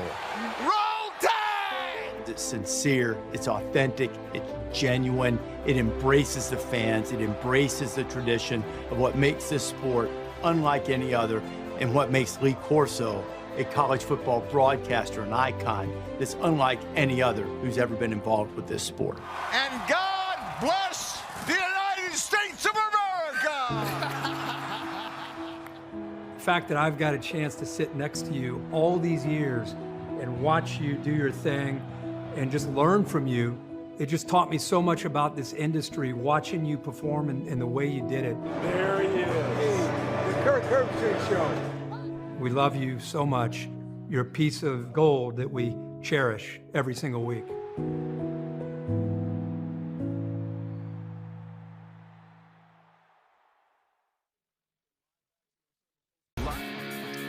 Well, there's FCS madness and there's March Madness. Chattanooga scoring a late touchdown in a hugely unconventional way, and they lead here over Austin Peay. 21-7. Welcome back to Clarksville. Dan Gutowski along with Patrick Murray, and we saw a very good first half from Chattanooga. The Mocs offense was pretty solid throughout. Austin Peay still got some things to figure out. The Chattanooga defense has been fantastic, especially the defensive line and holding down these Govs. We take a look at the first half highlights, starting with the Mocs. Javen Watley, he's their big play guy, gets loose for a little slant route touchdown early on to put the Mocs up first. Austin Peay would come back. Javon Jackson going Derrick Henry on the Mocs with his stiff arm. He had 92 rushing yards on that drive alone, but Austin Peay hasn't been able to do much else all day long. Chattanooga finished off a bully drive with a touchdown run by Gino Appleberry, and then at the end of the half, one of the strangest plays you'll ever see, Corey Chapman gets the pick, Jamoy Mays takes the football right back for Chattanooga, gets in the end zone, and that put the Mocs up 21-7. What a game it's been so far. One of the wildest plays you'll see in college football this year. More halftime when we come back.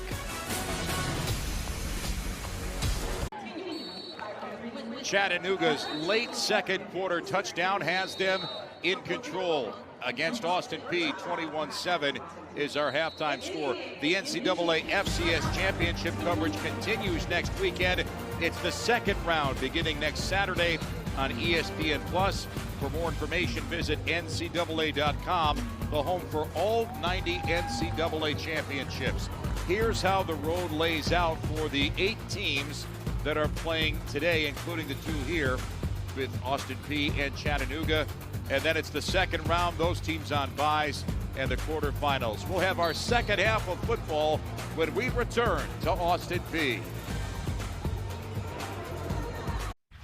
Remember the commitment you made. Play harder than any team in the country today. Play more violent than any team in the country today. You play more detailed than any team in the country today. And you play more purposeful than any team in the country today. Hey, no man can stop what God's got planned for this team, man. We're going to reap what we sow today. That's the pregame speech. Sounded good. Problem is now you're down 2 scores. What is the modified speech that the Governors just heard in the locker room, Patrick? The halftime speech from Scotty Walden, I'm sure, was all about resilience and unity. The Governors have been here before. They were down 35-14 in the third quarter against Southern Utah. They came back and won that game 48-45 in double OT. They lost their teammate, Jeremiah Collins, in the offseason. He died, and they've been unified as a team. They've come together and played for Collins. I'm sure they talked about that. This is a unified team. They're going to have to come out unified and use that resilience in this second half to come back in the game. This is the FCS playoffs on ESPN, part of the first weekend of action. And you know what? He is such an upbeat energy guy. If energy from the head coach is what would win the game, it's game over. However, he's got to have 11 guys executing on offense, 11 guys executing on defense. And the Mocs from Chattanooga have really delivered with an excellent first 2 quarters. Sun starting to fade away in the late afternoon here.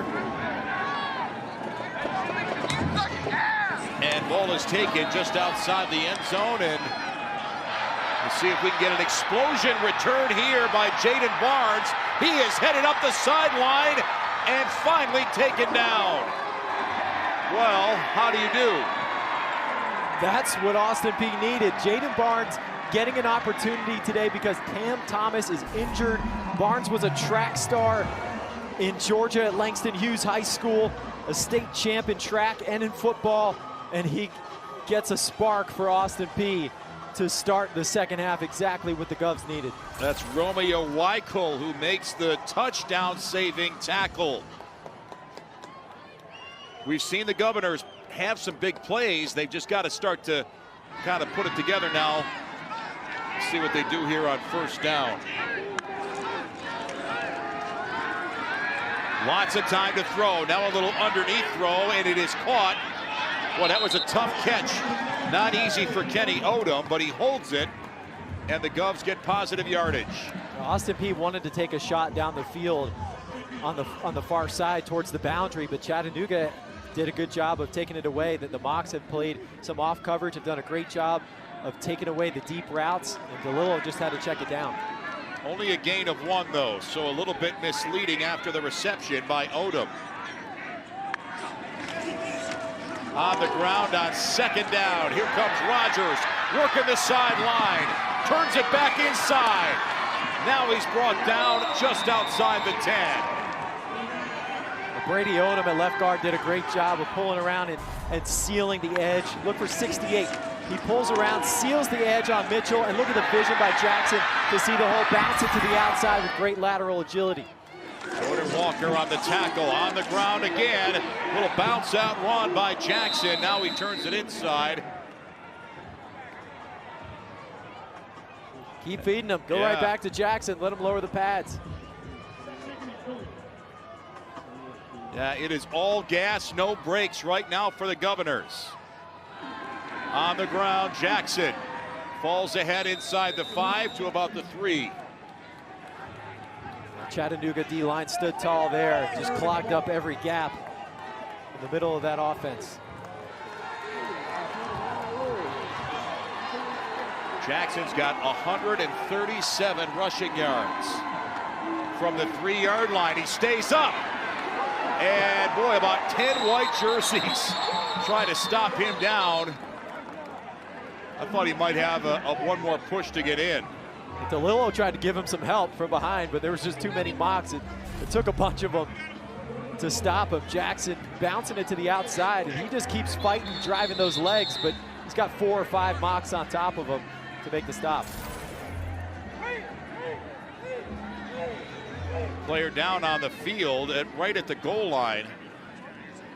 Can't ID him from where we're at. That's a Chattanooga player.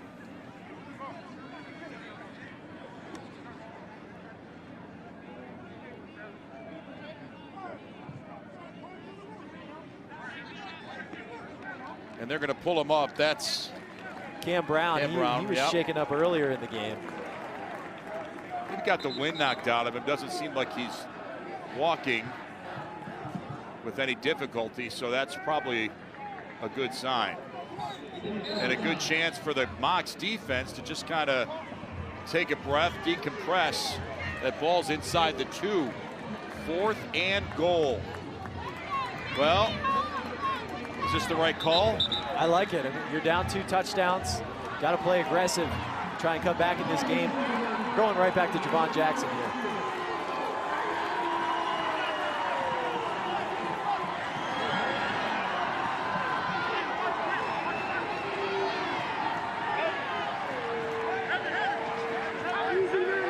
Okay, the officials are now they're going to let this run. 4th and goal from the 2. Quarterback keep. Oh, he didn't get it. Unless he fell ahead. I don't think he got it. There is no touchdown signal, and the Mocs defense think they stopped them on 4th and goal.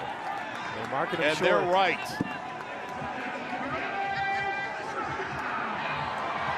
They're saying he picked up the first down. Got it up for the first down. Well, they're going to review it.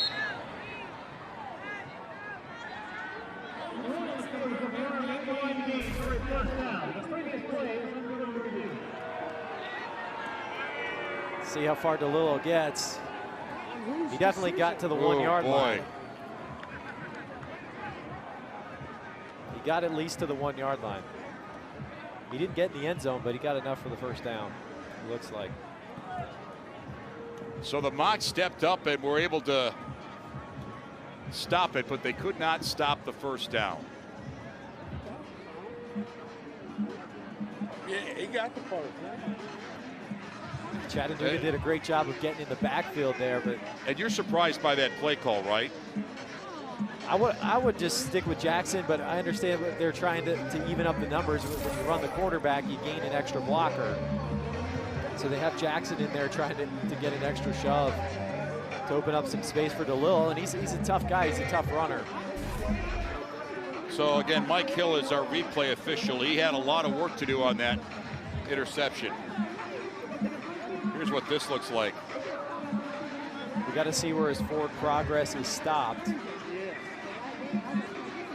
He's under that pile of players there. It's hard to see where DeLillo is. Yeah, you see those linemen coming in to push him. Better look here. Jackson tries to get a block for him. Bruton makes the initial stop. There's just a pile of bodies. If Look at try to sort out. Marlon Taylor's trying to like pull him back. Look for DeLillo's feet. See the football. See where his progress is stopped or where he goes down. Ugh. I don't think there's anything you can see that's going to overturn the call on the field. And the call on the field is that he got the first down. Got to the 1 yard line. Van Bruton was the one who made the first hit that kind of slowed him down. So they're saying it's going to stand, and it'll be 1st and goal. So it will not be reversed.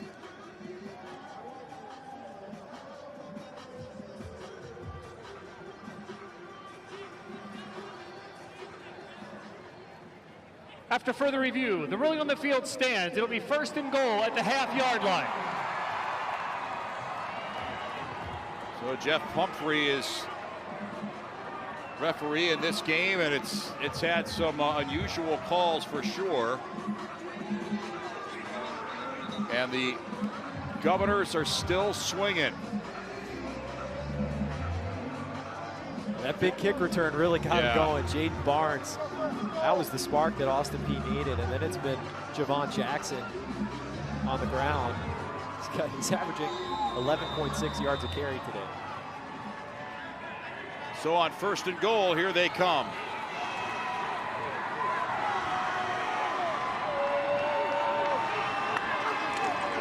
DeLillo, Jackson. Oh, he gets turned sideways, and they signal touchdown. It was close. But Javon Jackson finds the end zone. The Mocs defense doesn't make it easy, but it's still a score. And we're a PAT away from a 1-score game. Jackson just lowering the pads, keeping those legs driving to fight his way into the end zone. Gets hit by a couple of Mocs, but he's able to get the football over the line. So certainly an unconventional lineup. Now they kind of move into standard PAT formation. The wide receiver, Trey Goodman, is the holder, and he played quarterback in high school, so they'll throw it with him sometimes. Maddox Trujillo hits the PAT, and it's a 21-14 lead for Chattanooga. The Mocs have the lead, but the Governors strike first in our 3rd quarter in round 1 of the FCS playoffs.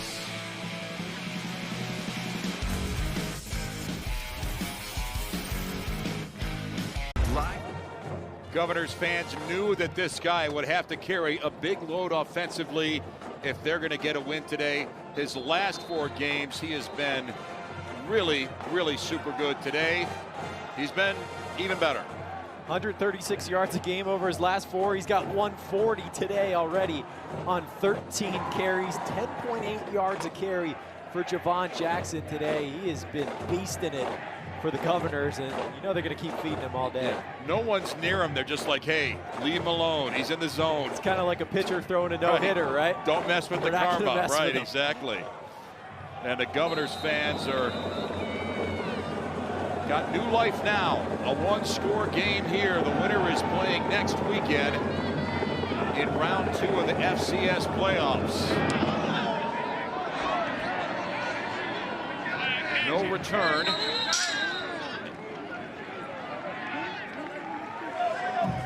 So here's the quarterback that's been so good today for Chattanooga. The Mocs offense has been very productive with Luke Schaumburg pulling the strings. His passes have been very good for the most part. They've had a nice run-pass balance.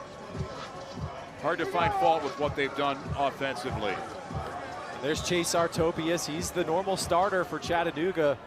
The junior quarterback transferred from UCLA. He's hurt, missed last week's game against Alabama. Appleberry on the ground, not much room. Travis Bates is the lead tackler. And that is not a big gain at all for the Mocs. And that's really key for Austin Peay's defense. They've got to limit Chattanooga's first down gains. Early in the game, the Mocs were getting 6, 7, 8 yards with those first down runs, putting themselves in great position. Gain of 1, 2nd down and 9. They go back to Appleberry, who tries to run wide. No way. Red jerseys everywhere, taking him down. Austin Peay's really adjusting well. Xavier Smith getting in on that tackle. Chattanooga's been running wide zone all day. You get the offensive line moving towards the sideline, and the running back has to use his vision, try and find a crease and cut up it. Austin Peay is flowing well towards the sideline now, closing up those holes. We talked early about the Austin Peay crowd not fully engaged in the game. Well, guess what? They are now. And it looks like Chattanooga's got to get a little bit settled on this 3rd down. Pump fake, throwing underneath, and it is busted up, incomplete. Big pressure leading to that non-completion. Tried to set up a screen to Watley, but coming up the middle, coming from the right side there, Javon Young getting the pressure in Schomburg's face. That made him hesitate and throw an inaccurate ball. 3 and out for Chattanooga. And whatever that locker room speech was at halftime from Scotty Walden has been very well received, because his Governors are going to get the ball on offense. No return on the punt. The defensive line played much better for Austin Peay on that defensive drive and slowing down the Chattanooga run game. Jaden Barnes had the big kick return to spark the Peay offense and see if they can keep it going. Timeout here at Austin Peay. The Mocs lead by 7. Well, the guy that you can kind of see in the background there, Jay Person, who is a great player, a Southern Conference Defensive Player of the Year. They are going to miss him big time. Patrick, what do they do to accommodate for not having him right now? It's got to be Ben Bruton, who is a great defensive end in his own right. He's got 40 pressures this season. It's tough to lose Person. He already has a sack today. He racks up the tackles for loss. He can help stop the run game too, but Ben Bruton is going to have to step up. 53 for Chattanooga on the other side of the line. So let's see if the Governors can keep the momentum going. The long kickoff return to start this 3rd quarter. Set up a touchdown, and they're in a 1-score game now. A little bubble screen caught. Not much after the catch, though. That's Odom on the reception. Bruton almost got his hand on that one. He got close in there. Check out this formation. You got 4 receivers stacked, a 4-man bunch. You don't see that very often. They motion out of it. Yeah, a lot of unique looks on offense. A lot of time throwing and caught on the comeback route. That's Jordan Goko, the tight end. So some short throws from Mike DeLillo, and Jordan Walker makes the stop. And now it's the Chattanooga Mocs who have to make some defensive adjustments. Here's the run with Jackson. He's been their moneymaker running the football today. And Jackson did a nice job making a couple quick lateral moves to evade a couple of defenders in the backfield there and pick up the first down. Governors on their own 43-yard line. They've been playing from behind all day. Ball almost intercepted. Oh, man, almost picked. Oh, Clay Fields, nice play. It was an RPO. DeLillo thought he had some space to throw that glance route. Look for 3 on the left side of the screen, just dropping right back. Reads that play well. Just couldn't quite get up high enough to bring that one down, but still a really nice play by Fields to break it up. Looking at Trey Shackelford. They come up empty and try to reload here on 2nd and 10. Little swing pass on the far side. That's Odom again. That's where they like to get in the ball, but maybe not been getting yardage after the catch that they need Brings up 3rd down.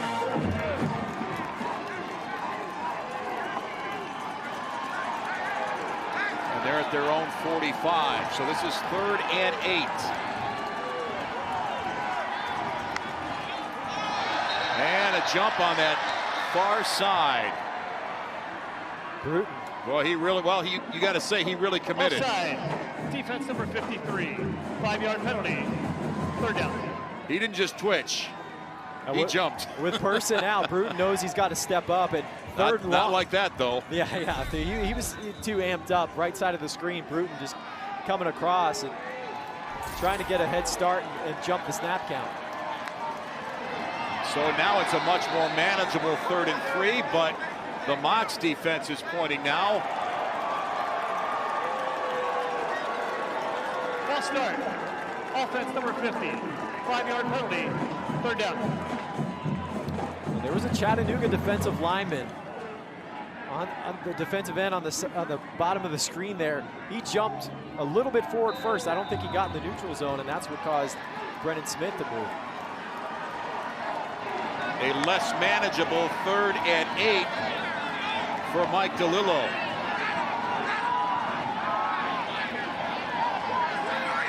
They're changing the plays from the sideline.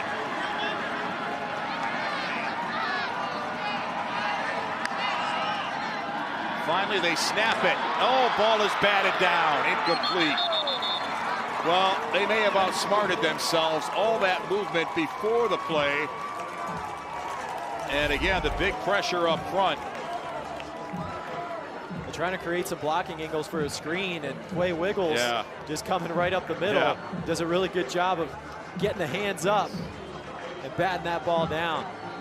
Probably not a great vertical jumper, but you know what? He had the lane open and got enough air to block that, and it's a punting situation now for Austin Peay. Riley Stevens puts a good leg on that punt. No return. So this is, again, the first weekend of the FCS playoffs.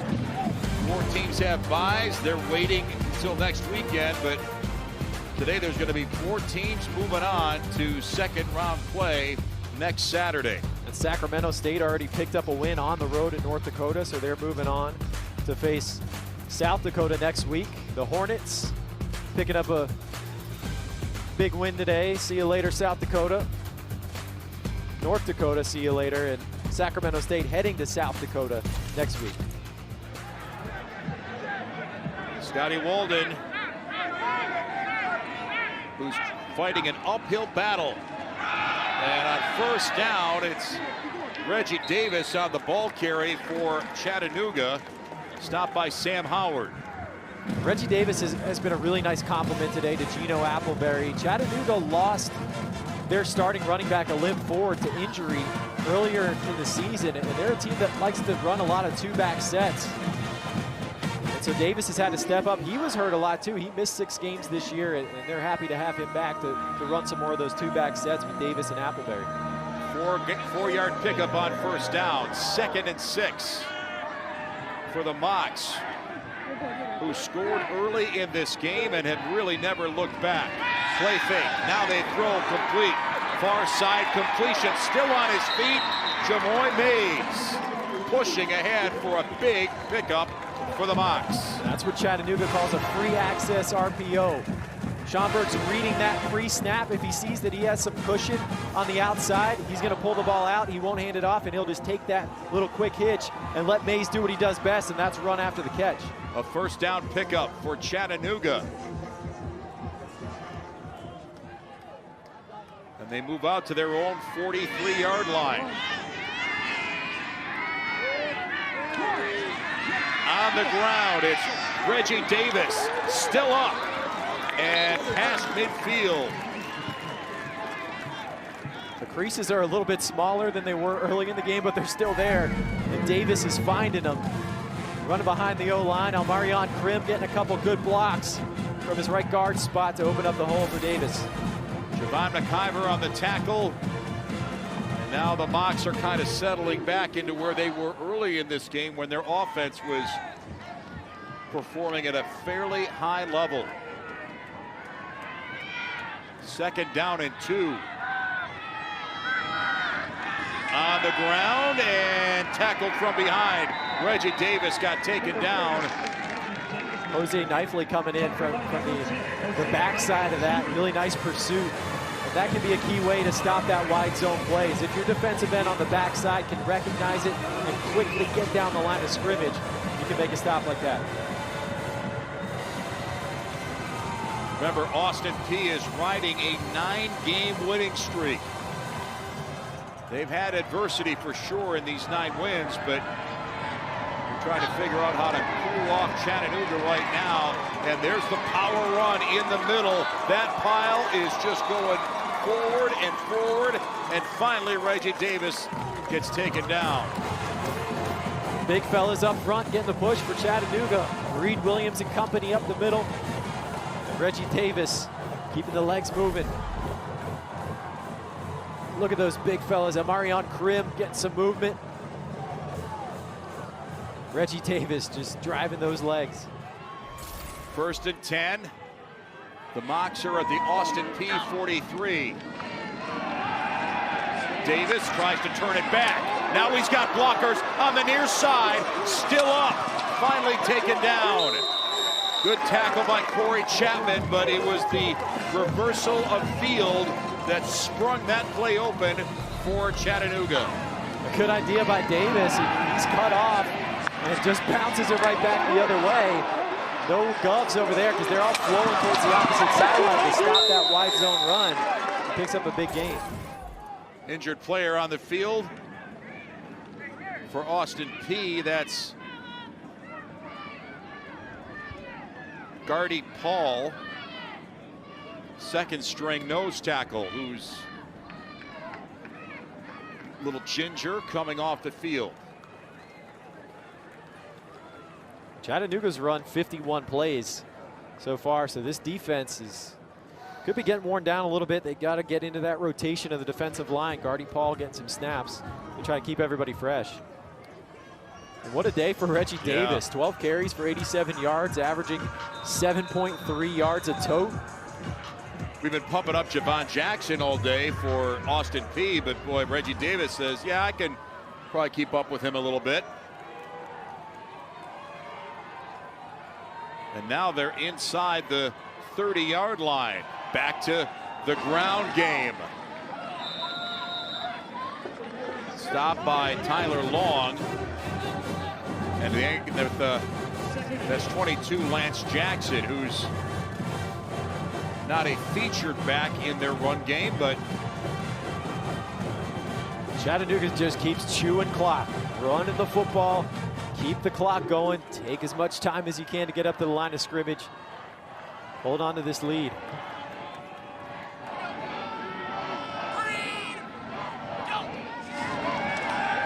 Now Schomburg's going to throw under duress. It is complete on the outside and tackled after the catch, but still a good grab. Again, they look to the tight end, Camden Overton. They motioned Watley over to the other side. They were looking to try to get a one-on-one matchup with Watley in the slot to take a shot to the end zone. But Austin Peay dropped back a safety late to cut that off and take it away. And Schomburg just had to hit his check down. Correction on the reception.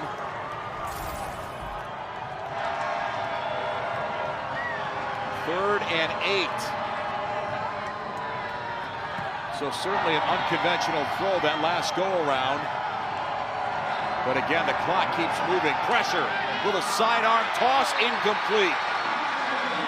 Looked over the middle for Watley, and a flag on the play. That came late. And it's right at the line of scrimmage.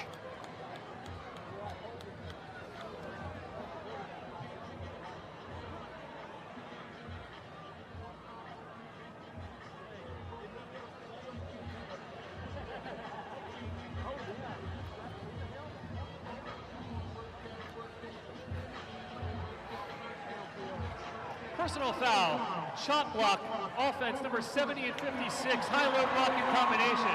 The penalty is declined, 4th down. Two guys? Yeah, a combination block there, because you can't hit a guy down low while someone else is blocking him up high, because it's dangerous. Left side of the screen. Yeah, it was right in the middle.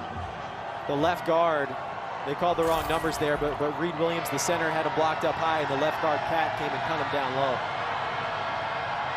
So a field goal attempt from Clayton Cryle is blocked. No good, blocked. So the special teams delivers. Sam Howard's pumped up. Yeah. He's the leader on this defense. Big block for Austin Peay.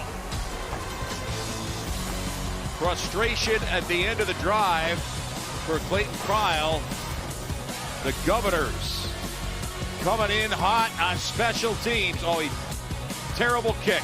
Easiest block you'll ever see.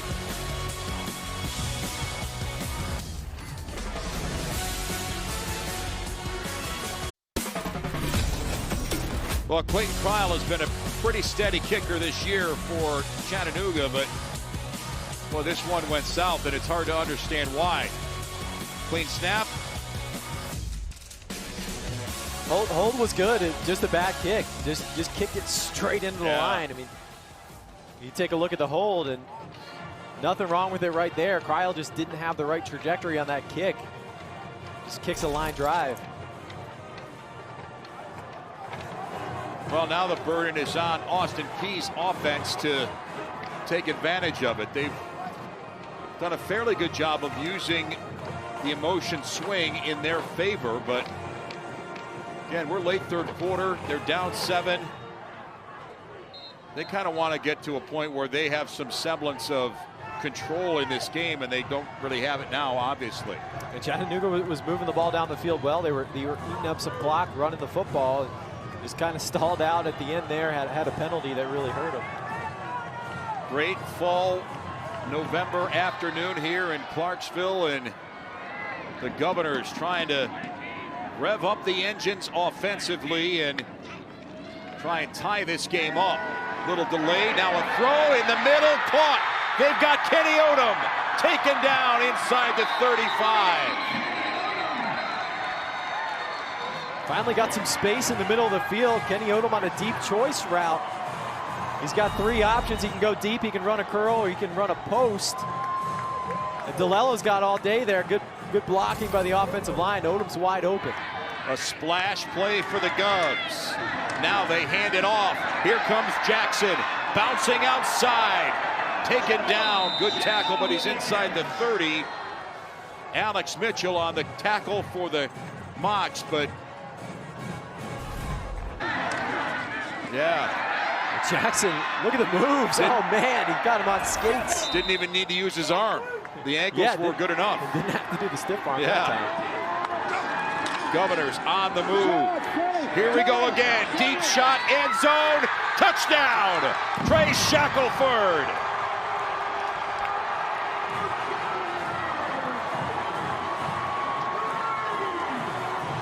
Austin Peay finally getting some one-on-one matchups in the passing game. Trey Shackelford just beats his man one-on-one on the outside. And a really nice accurate ball from Mike DeLillo.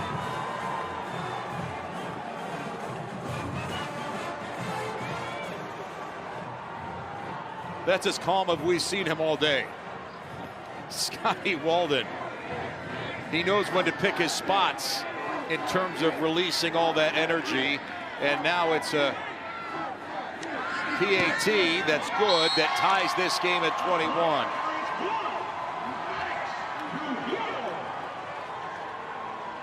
And the Governors are coming. Led by that force of nature, Scotty Walden. Trey Shackelford, the sophomore from Decatur, Alabama. DeLillo with a really nice throw here, putting it right on the money.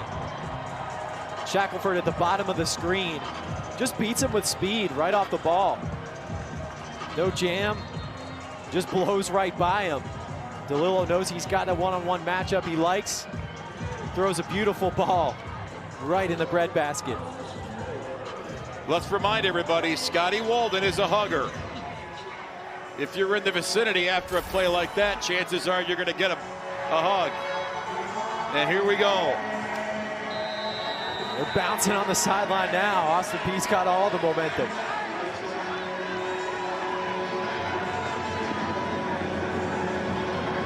You know, when the weather patterns get unstable here in the Clarksville area, it's because he's kind of he's screwing everything up. On the bounce, the Mocs will look to make a decent return on this. So we're going to stay on Scotty Walden. And yeah, there is not a coach more emotionally invested in his team than this guy. He is fired up, and he was this way last night in practice, all practice long, just running all over the place, showing all kinds of emotion, getting his team fired up. Endless energy for Scotty Walden, and his players feed off of it. He is an all gas, no brakes coach. And they feed off of it big time. 9-game winning streaks don't happen by accident. Let's see what the Mocs can do. Here's a deep shot. Looking way downfield. It is caught. Wow, that's a great catch.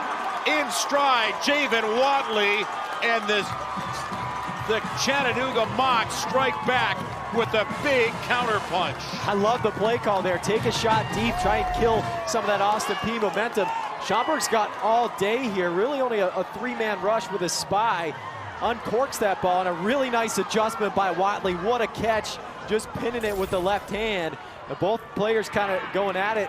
Maybe could have called offensive pass interference there, but they let it go. They're going to take another incomplete. Threw it behind his receiver, Sam Phillips, incomplete. Did he get away with a push?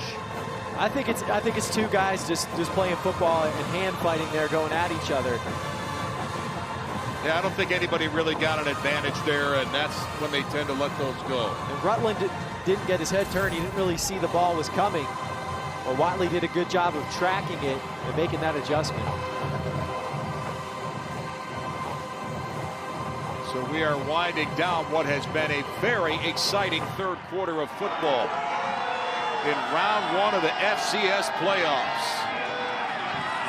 And here comes Appleberry, still up, turning and twisting and fighting for yardage. Inside the 25. That's the contact balance from Appleberry. Low center of gravity at 5'9", 205. Hit him in the legs a couple times and he fights right through it. Yeah, it is game on here for that guy and everybody else as our third quarter is in the books. And the Governors are right back in the thick of it in this first round FCS playoff game. 2 touchdowns in the third quarter, and we got a whole new ball game here in Clarksville. Timeout, our fourth quarter when we continue. It's round one of the FCS playoffs. The Governors and the Mocs when we come back.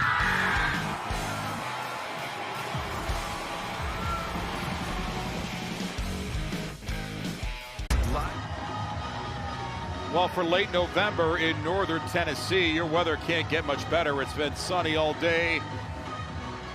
Not warm, but not cold either. So we've had great weather, great football, super competitive. Austin Peay, Patrick, it took them a while to kind of find their footing. They went into the halftime locker room maybe a little bit unraveled, but everything came together for them in that third quarter. The kick return by Jaden Barnes to start the third quarter really sparked Austin Peay. They've been rolling ever since. Huge third down right here, though. So we'll see what the Mocs can do in this must-have game. High snap, now a little indecision, and he'll just throw it away. Not sure what that play was going to be or what they wanted it to be, but it didn't seem like anything went right. They wanted to get Jamoy Mays in the flat. They had him coming across in motion. And Schauberg's just making a read there of if he wants to hand it off or throw it. And Knifley did a great job there of bumping into Mays and disrupting the timing of that pass play. And credit Travis Bates for bringing the pressure. Okay, so we're back to Clayton Cryle, whose last field goal was a big-time miss. They need a make here, and it is off and no good. Wow. Clayton Cryle came into the game 14 of 18 on field goals. He's been good for Chattanooga, taking over after their regular kicker got injured. He's usually their punter, but today, 2 missed field goals. He had the one blocked with a low kick. This one had the distance for sure, but just doinks right off the upright. Oy. And he's dejected. Chase Artipus in the game holding for him there. So if you're just joining us and you're coming in late, we'll refresh you in a moment. Here's what the Governors are dialing up on first down. That's complete. And again, they're running all kinds of things out of that formation. Trey Shackelford on the catch. Boy, the Austin Peay is just going to town with that delayed handoff that actually just turns out into a conventional pass.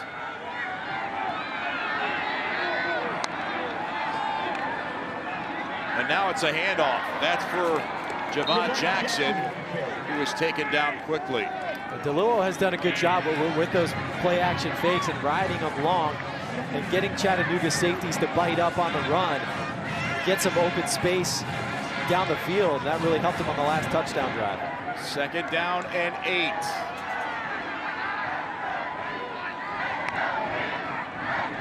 Governors, they're going to throw. And here comes DeLillo throwing, completing near side. Pass complete to number Short of a first down, but it's Trey Goodman on the grab. And the Governors are going to hurry up and get to the line. Well, Chattanooga's adjusting now to try and take away the deep pass. They played cover 2 there, really made sure they got their 2 safeties deep. So Austin Peay couldn't go down the field. They just had to take the little curl route to come back. So 3rd down and maybe only 2 yards. They call it 3rd down and 3.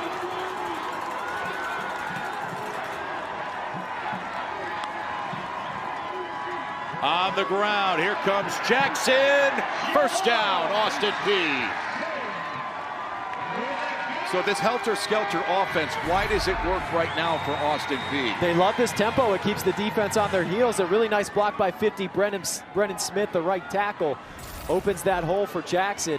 The tempo of this offense makes Chattanooga have to be more simple with their play calls, get the play in quickly, and get lined up. And the Governors think that they're so well conditioned they can just go full throttle all day. Look at these moves by Jackson. Continuing to punish Chattanooga's defense. Jackson's just on a roll today. Jordan Goko, 23, a tight end, coming across the screen, getting him a block. Jackson sees it well. Good lateral quickness to the outside. Governors on the move in Mox territory. They're going to whistle this play dead.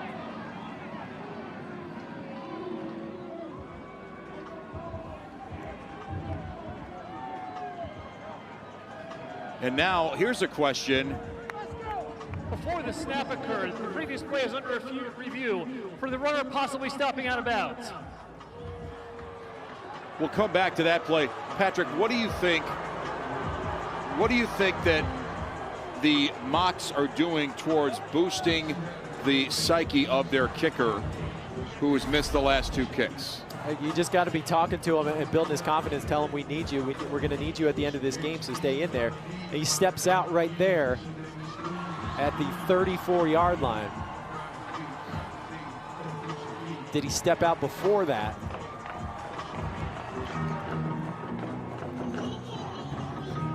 Here's a great look at it. Yeah, right there. He's 34, he steps out.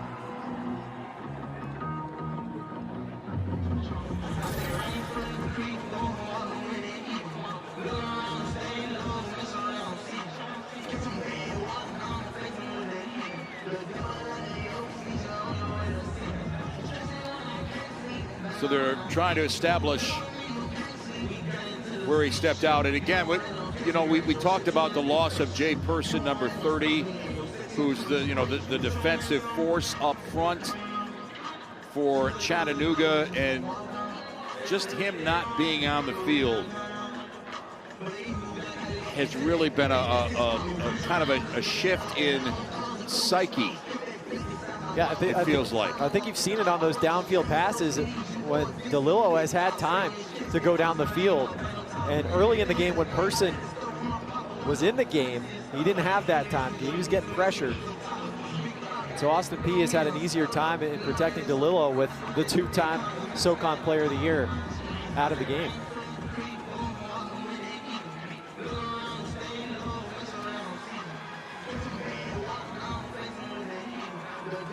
How is Austin Peay, what are they doing well offensively in this second half? It started with the run game on the first drive of the second half, running the ball well with Javen Jackson, and that forced Chattanooga to pay some more attention to the run game. And then the play action pass started working on the next drive. So this is a long process. The ruling on the field is that he was down at the 45. We're going to get our ruling here in a second. Yeah, this has certainly been a game momentum shift for Rusty Wright and Chattanooga. The Mocs were really in control all of the first half. And really, we're here like, well, why is this taking so long? But every yard is important at this point of the game when it's tied. Yeah, it makes a huge difference, and this is the difference between. After further review, the runner stepped out of bounds with his left foot at the 46-yard line, short of the line to gain. It'll be 2nd and 1 at the 46-yard line. So this is the difference between 1st and 10 and 2nd and 1, and them not getting that first down. Now, 2nd and 1, you think they would pick it up.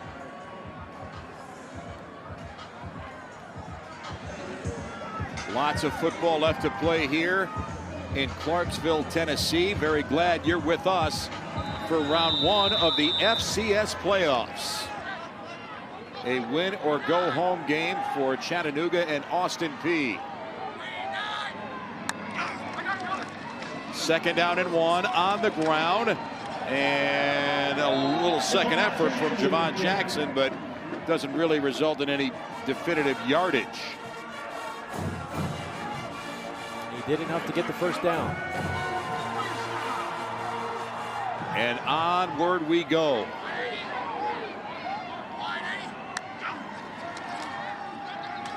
Play fake, pressure, and the throw underthrown.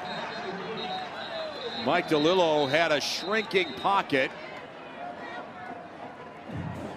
And there's a flag thrown past the line of scrimmage. Holding, offense number 52. 10-yard penalty, first down. Never good when you get called for a hold and your quarterback takes a shot anyway. That's Chandler Curtin, right guard. That's adding insult to injury, so it's a backward step for Austin Peay. Governors have been playing from behind this entire game. They've never had a lead on Chattanooga. There's the run. There's Jackson trying to get to the outside, and he's finally taken down. They get some of it back. That's a good run.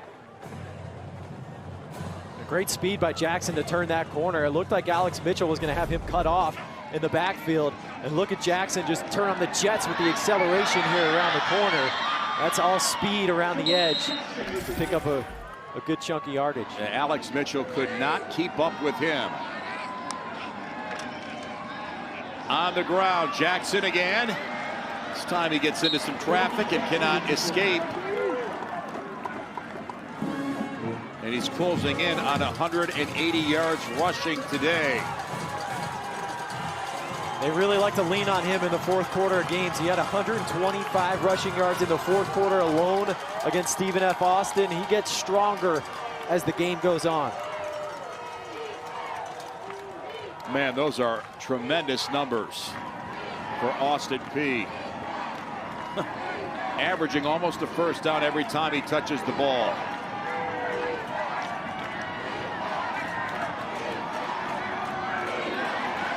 Third down and 11. DeLillo, oh, he lost the football and got it back. But the play's a bust because that pressure from Van Bruten just came in and he just shut it all down. Bruten stepping up with Jay Person out of the game. Coming from the left side, makes a nice move, acting like he came from the right. And made the play. Ben Bruten stepping up with Person out. And Austin Peay went with that mesh concept again. That's 3 times now they've tried to run the mesh on third down. Chattanooga has done a great job covering it at the second level of their defense. Bruten used that spin move to get away from Brennan Smith and shut down this drive. Governors will punt. And no return. It bounces inside the 10 through the end zone. So, fourth quarter football in round 1 of the FCS playoffs. It's Chattanooga football when we come back. All tied up at 21 in the fourth quarter in Clarksville, Tennessee. Let's take a look at all the action you missed in the second half. It's been an eventful one. Jaden Barnes, a big kick return. Then Javon Jackson punches it in to make it 21-14. Chattanooga tried to extend the lead, but a bad kick on the field goal attempt by Clayton Cryle. No points. Then Mike DeLillo off the play action pass breaks the Austin Peay school record for career touchdown passes with 49, and then another missed field goal for Chattanooga, doinking it off the upright. And we are all tied up at 21, ready for a great finish. Throwing and completing on that far side to Sam Phillips. Oh, he almost got out of that tackle and made a big play, even bigger, but still, the Mocs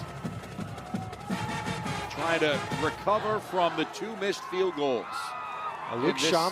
Luke Schomburg, the redshirt freshman quarterback, having a great game in his second career start. Well, he has been so comfortable and so productive all day. Play fake. Now he'll throw on the run. It is complete near side to Javen Watley. Darius Doss on the push out, but again, the Mocs have been mixing it up with run and pass all day. Watley coming from the slot on the out route. They clear it out with Mays on the go and wide open, and a good ball from Schomburg.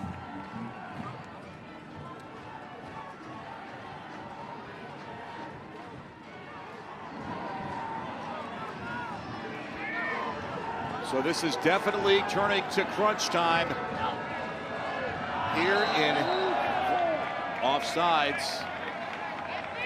Little mistakes. Offense number 6, 5-yard penalty, first down. Little mistakes become a little more meaningful in a close ball game in the fourth quarter. Every yard makes a difference.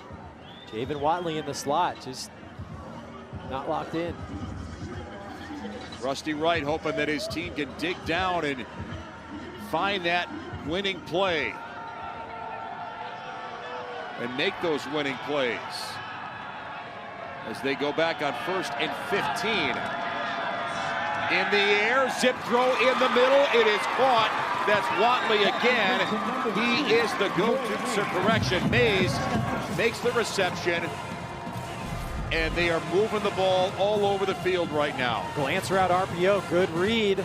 Recognizing that Austin Peay's coming up to play the run, just pop the quick pass over the middle to Mays.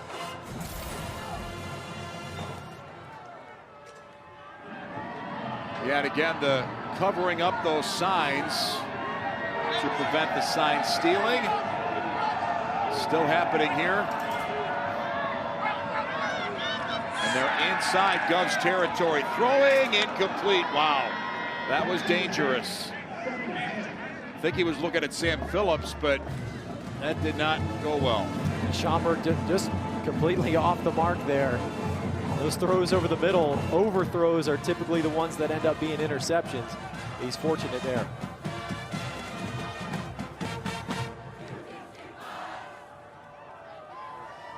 Schomburg has been very comfortable from the get-go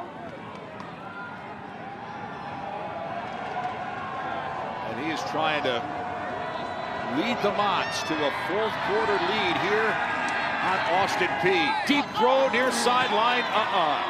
Looking for Mays. A little too hot and too far. Another overthrow there from Schomburg, and Cedarius Doss did a good job being pretty physical in the coverage. Are you surprised they're going pass heavy right now? I am.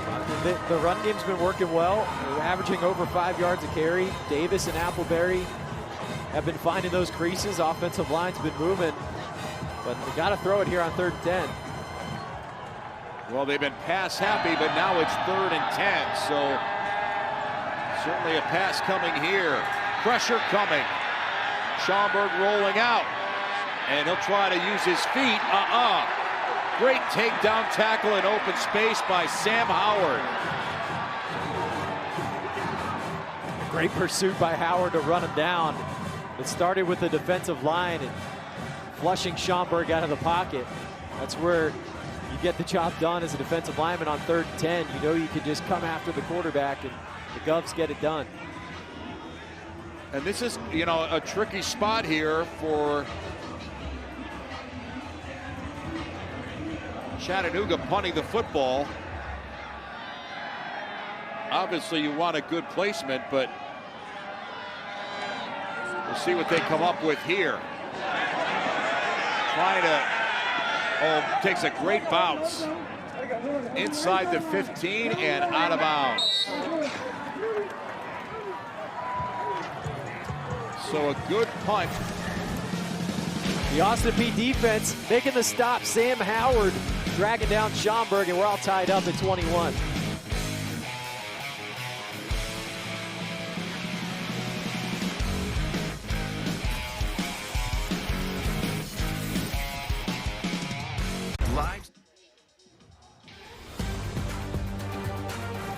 Here's a look at the FCS championship bracket, at least this side of the bracket. Sacramento State has already won. They're moving on. North Dakota State's up big, 45-3 in the 4th quarter. They will likely move on. Delaware has already won today.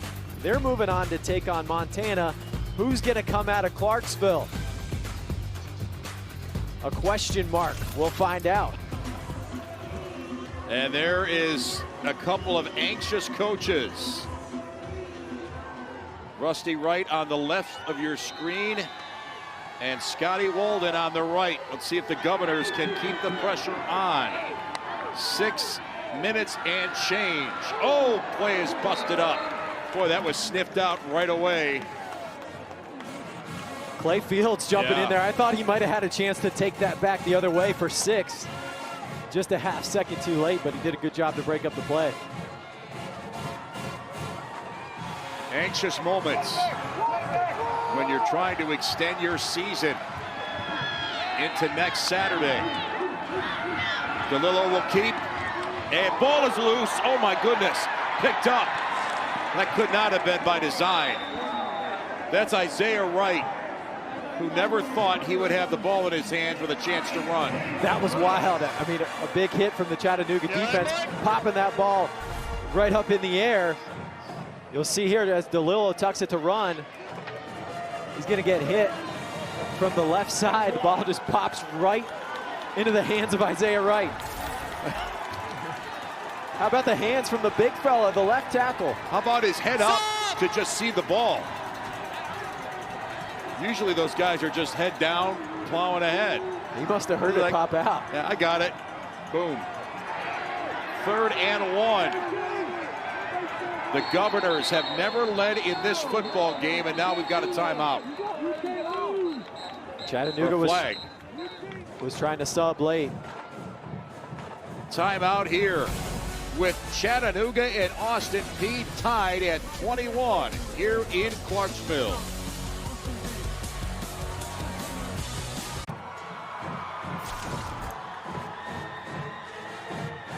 You see Coach Scotty Walden right here for Austin Peay, and you watch the play clock in the bottom left corner going down, and he calls timeout after it goes to 0. They are granted the timeout, and Rusty Wright for Chattanooga was not at all happy about that. He was adamant that that should have been a delay of game call. So maybe an opportunity for the Governors on 3rd and 1. And again, they have not been great converting on 3rd downs so far in this game.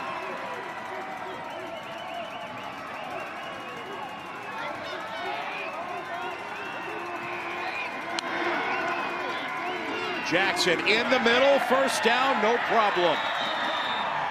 Got through that first wave, and the chains move for Austin Peay. Big run there to keep the drive going. Javon Jackson using his strength to lower the pads.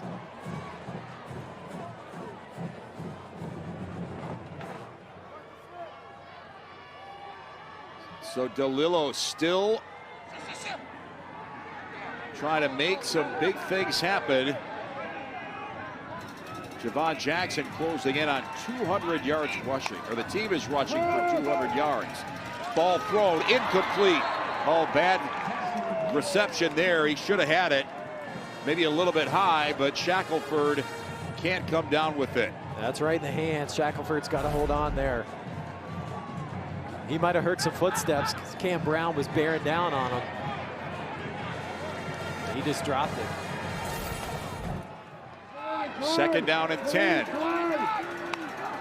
Governors trying to advance this drive. Jackson tries to bounce out, but there's no space.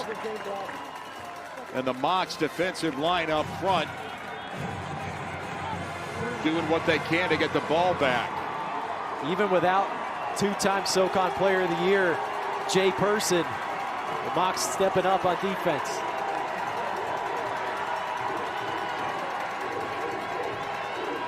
Third and 9. How aggressive will Chattanooga be to rush the passer, do you think? I think they just rush forward and play coverage. DeLillo's going to throw, and comeback route, almost intercepted. Oh man, that had pick 6 written all over it for Cam Brown. Cam Brown read that well. He was waiting on it. It was almost like he tried to bait DeLillo into that. Said, I'm just going to give a little bit of cushion and then break on that ball. Oh, it was almost in his hands. Shackelford actually broke that up. Yeah. It deflected it. Otherwise, that would have been 6 going the other way for Chattanooga. Credit to Shackelford for knowing what he had to do to deny that potential big play. Here's the Austin Peay punt. Fair catch at the 40, so the Mocs will take over. A lot of pressure on Luke Schomburg. Austin Peay bringing the heat. Tied at 21 here in Clarksville.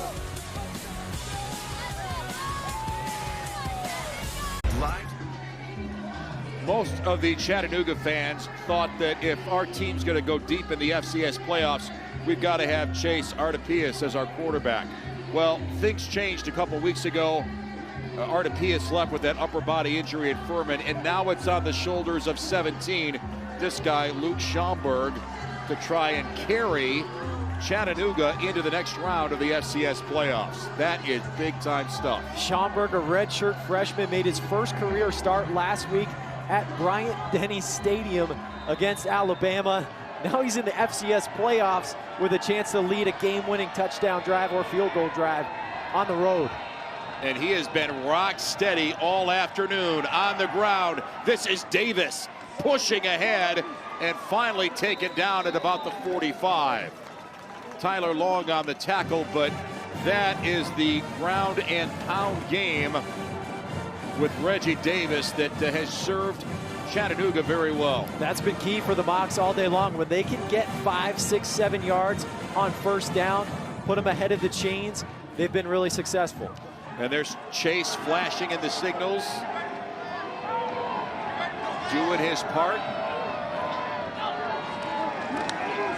On the ground, Appleberry tries to go wide. The Governors shut him down. Travis Bates on the stop. Now, here's the real question for Rusty Wright.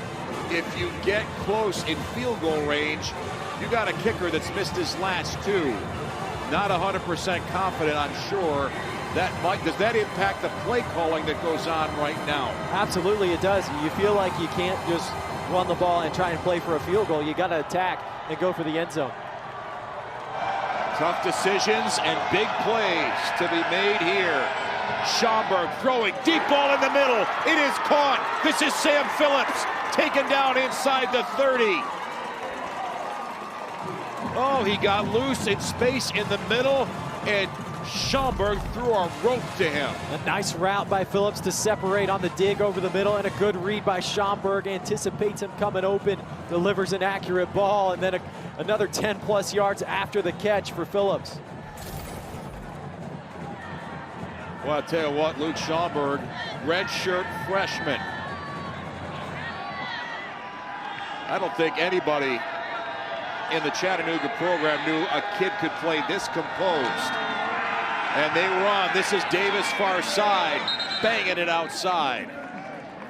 And what is going on in the mind of Clayton Cryle, who has missed 2 field goals in this second half? It's been a tough day for Cryle. He hit a 53-yarder at Catawba. He's a transfer from a Division II school. He's got the school record there, but he's missed 2 today. You know, the competitor in you says, hey, I want a chance to win the game. Absolutely. I'm sure Cryle wants another opportunity. Is Rusty Wright comfortable with giving him one? But a touchdown would be okay, too. Mox on the move. And a misdirect, and it's not much on that carry. Austin Peay's D-line just shut that down. No cutback lanes to be found. Doesn't look like that Chattanooga's looking to slow this clock down, Patrick. Yeah, it looks like they want to take this clock down and not give Austin Peay a chance to come back. It's going to be either the Mocs get in the end zone or they attempt a field goal and try to leave as little time as possible for the Govs. They're in field goal range for sure. See if they're aggressive about trying to get in the end zone or letting Clayton Cryle potentially win this game. Here's a rollout, Schaumburg throwing, it's complete. Not big yardage, and they stay in bounds. Appleberry on the reception. Look at it, maybe a 36-yard field goal. The clock is stopped with 52 seconds. The touchdown still in play. 3 timeouts for Chattanooga. They picked up the first down. Good play call there to get Schaumburg on the move.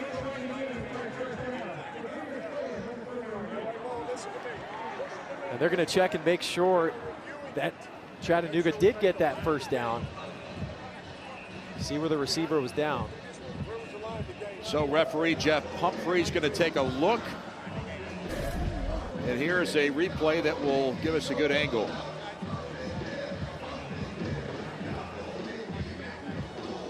Looks like right at the 21-yard line. And that's where they needed to get. That's where they needed to go to pick up the first down, was the 21. My bad, the 19-yard line. Well, there's nothing that a quarterback loves more than having a chance to make winning plays late in the season in games that are meaningful. This game counts for sure as meaningful. Schaumburg made a nice read there, rolling out. And there's Clayton Cryle. He's missed 2 field goals today, waiting to see if he will have another opportunity to win the game for the Mocs. Again, this is a very reliable kicker, but 2 second-half misses. One was a very bad miss. The second one was off the left upright.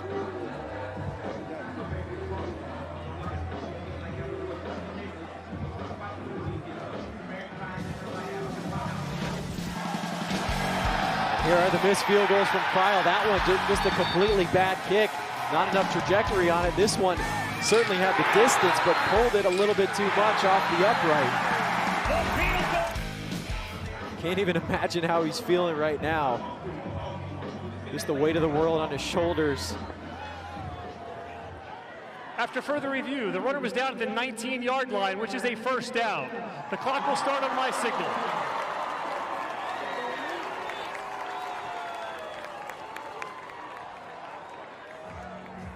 Austin Peay, well, now they're in a precarious position for sure.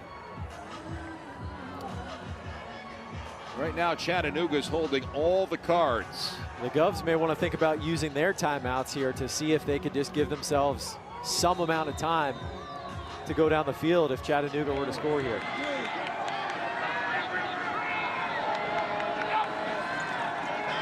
Schaumburg will hand off. Davis on the carry, but there is no space for him. Clock is still rolling. And there's a down, well, thought there was a down player. Nope. And it looks like Chattanooga is set to put this game in the hands of Clayton Cryle, on the toe of Clayton Cryle. They better hurry up.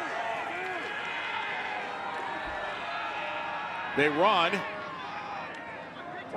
Timeout with 6 seconds.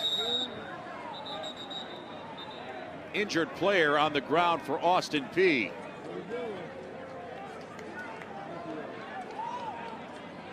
That's Corey Chapman.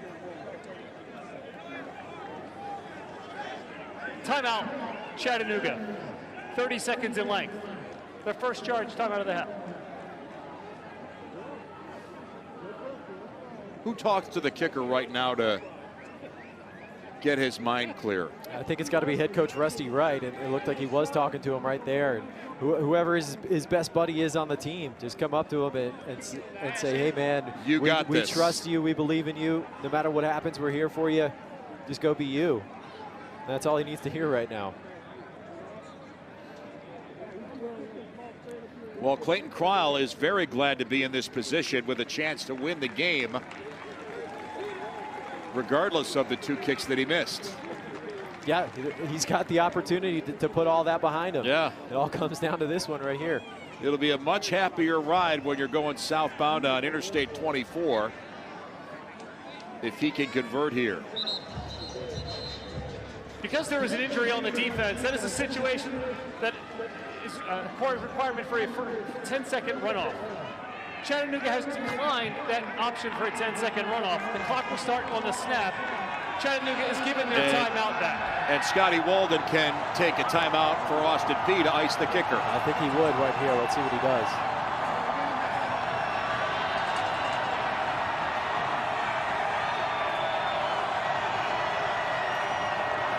This kick would win the game for Chattanooga. And there's the timeout. All right. Timeout. We saw that coming. Make him think about it a little bit longer. He's been thinking about it for quite a while now after missing those last 2 field goals. Give him another minute to think about it and see how it affects him. Well, this game started very comfortably for Chattanooga. The Mocs were very sharp offensively in the first half, but once you get to that halftime locker room, the Governors kind of settled in. They came out with a big charge in the 3rd quarter, got 2 touchdowns to tie this game up. And that is why we are right here, right now. And Clayton Cryle trying to kick Chattanooga into the 2nd round of the FCS playoffs. 29-yard attempt. Kick is up. It is good.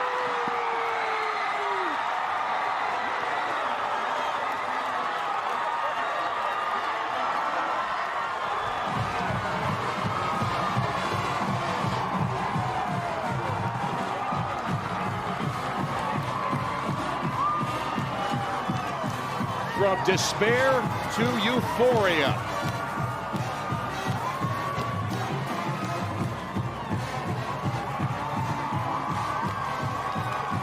The weight of the world floating off of his shoulders. What a kick and what a finish. Redemption for Clayton Cryle. Missed 2 field goals in the 2nd half. Gets a chance to send his team to the 2nd round of the playoffs, and he comes through, boots it right down the middle. Ice in his veins for the senior from Duncan, South Carolina. Austin Peay pushed so hard on Chattanooga in the third quarter. Got right back in this game. But the poise and the precision and the comeback for Rusty Wright. He is so happy. It's the first FCS playoff win for Rusty Wright, and they did it the hard way. Nothing would come easy here in Clarksville for the Mocs. What a game it was. Austin Peay came back hard in the second half. They were down 21-7 at halftime. Jaden Barnes has the big kick return to start the third quarter. Javon Jackson had a huge game, 184 yards for Austin Peay. Some seniors ending their careers today for Austin Peay. They're dejected. Chattanooga is pumped up to be moving on to take on Furman on the road next week in the second round of the FCS playoffs. The Mocs wipe out the 9-game winning streak by Austin Peay. What a tremendous season for the Governors. So much to be proud of. And you saw one of those seniors, Sam Howard, the captain, the leader of the defense. And Chattanooga, there's Sam Howard. The players call him coach because he's such a veteran, such a leader on this team. He's hurting bad right now. Those players indicative of their coaches, and their coach Scotty, just tremendous enthusiasm and emotion. They laid it all out today, and they just could not figure out a way to get that go-ahead score. Here's the winning field goal from Clayton Cryle. A 29-yarder with 3 seconds left. The game on the line, and here's how it ends. Right down the middle, plenty of leg. Look at the body language. I think he's just feeling relief right there. I know. He didn't even react. He's like, he's too exhausted to put his arms up. Thank you, I made it.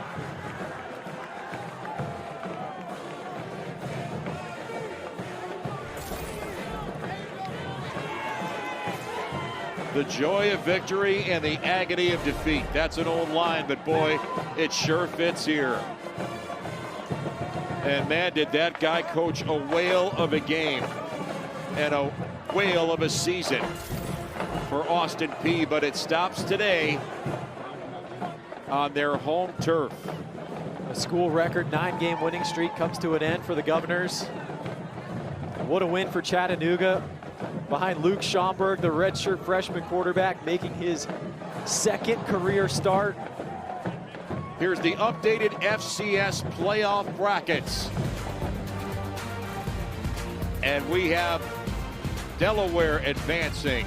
Chattanooga with the last-second field goal, punching their second-round ticket.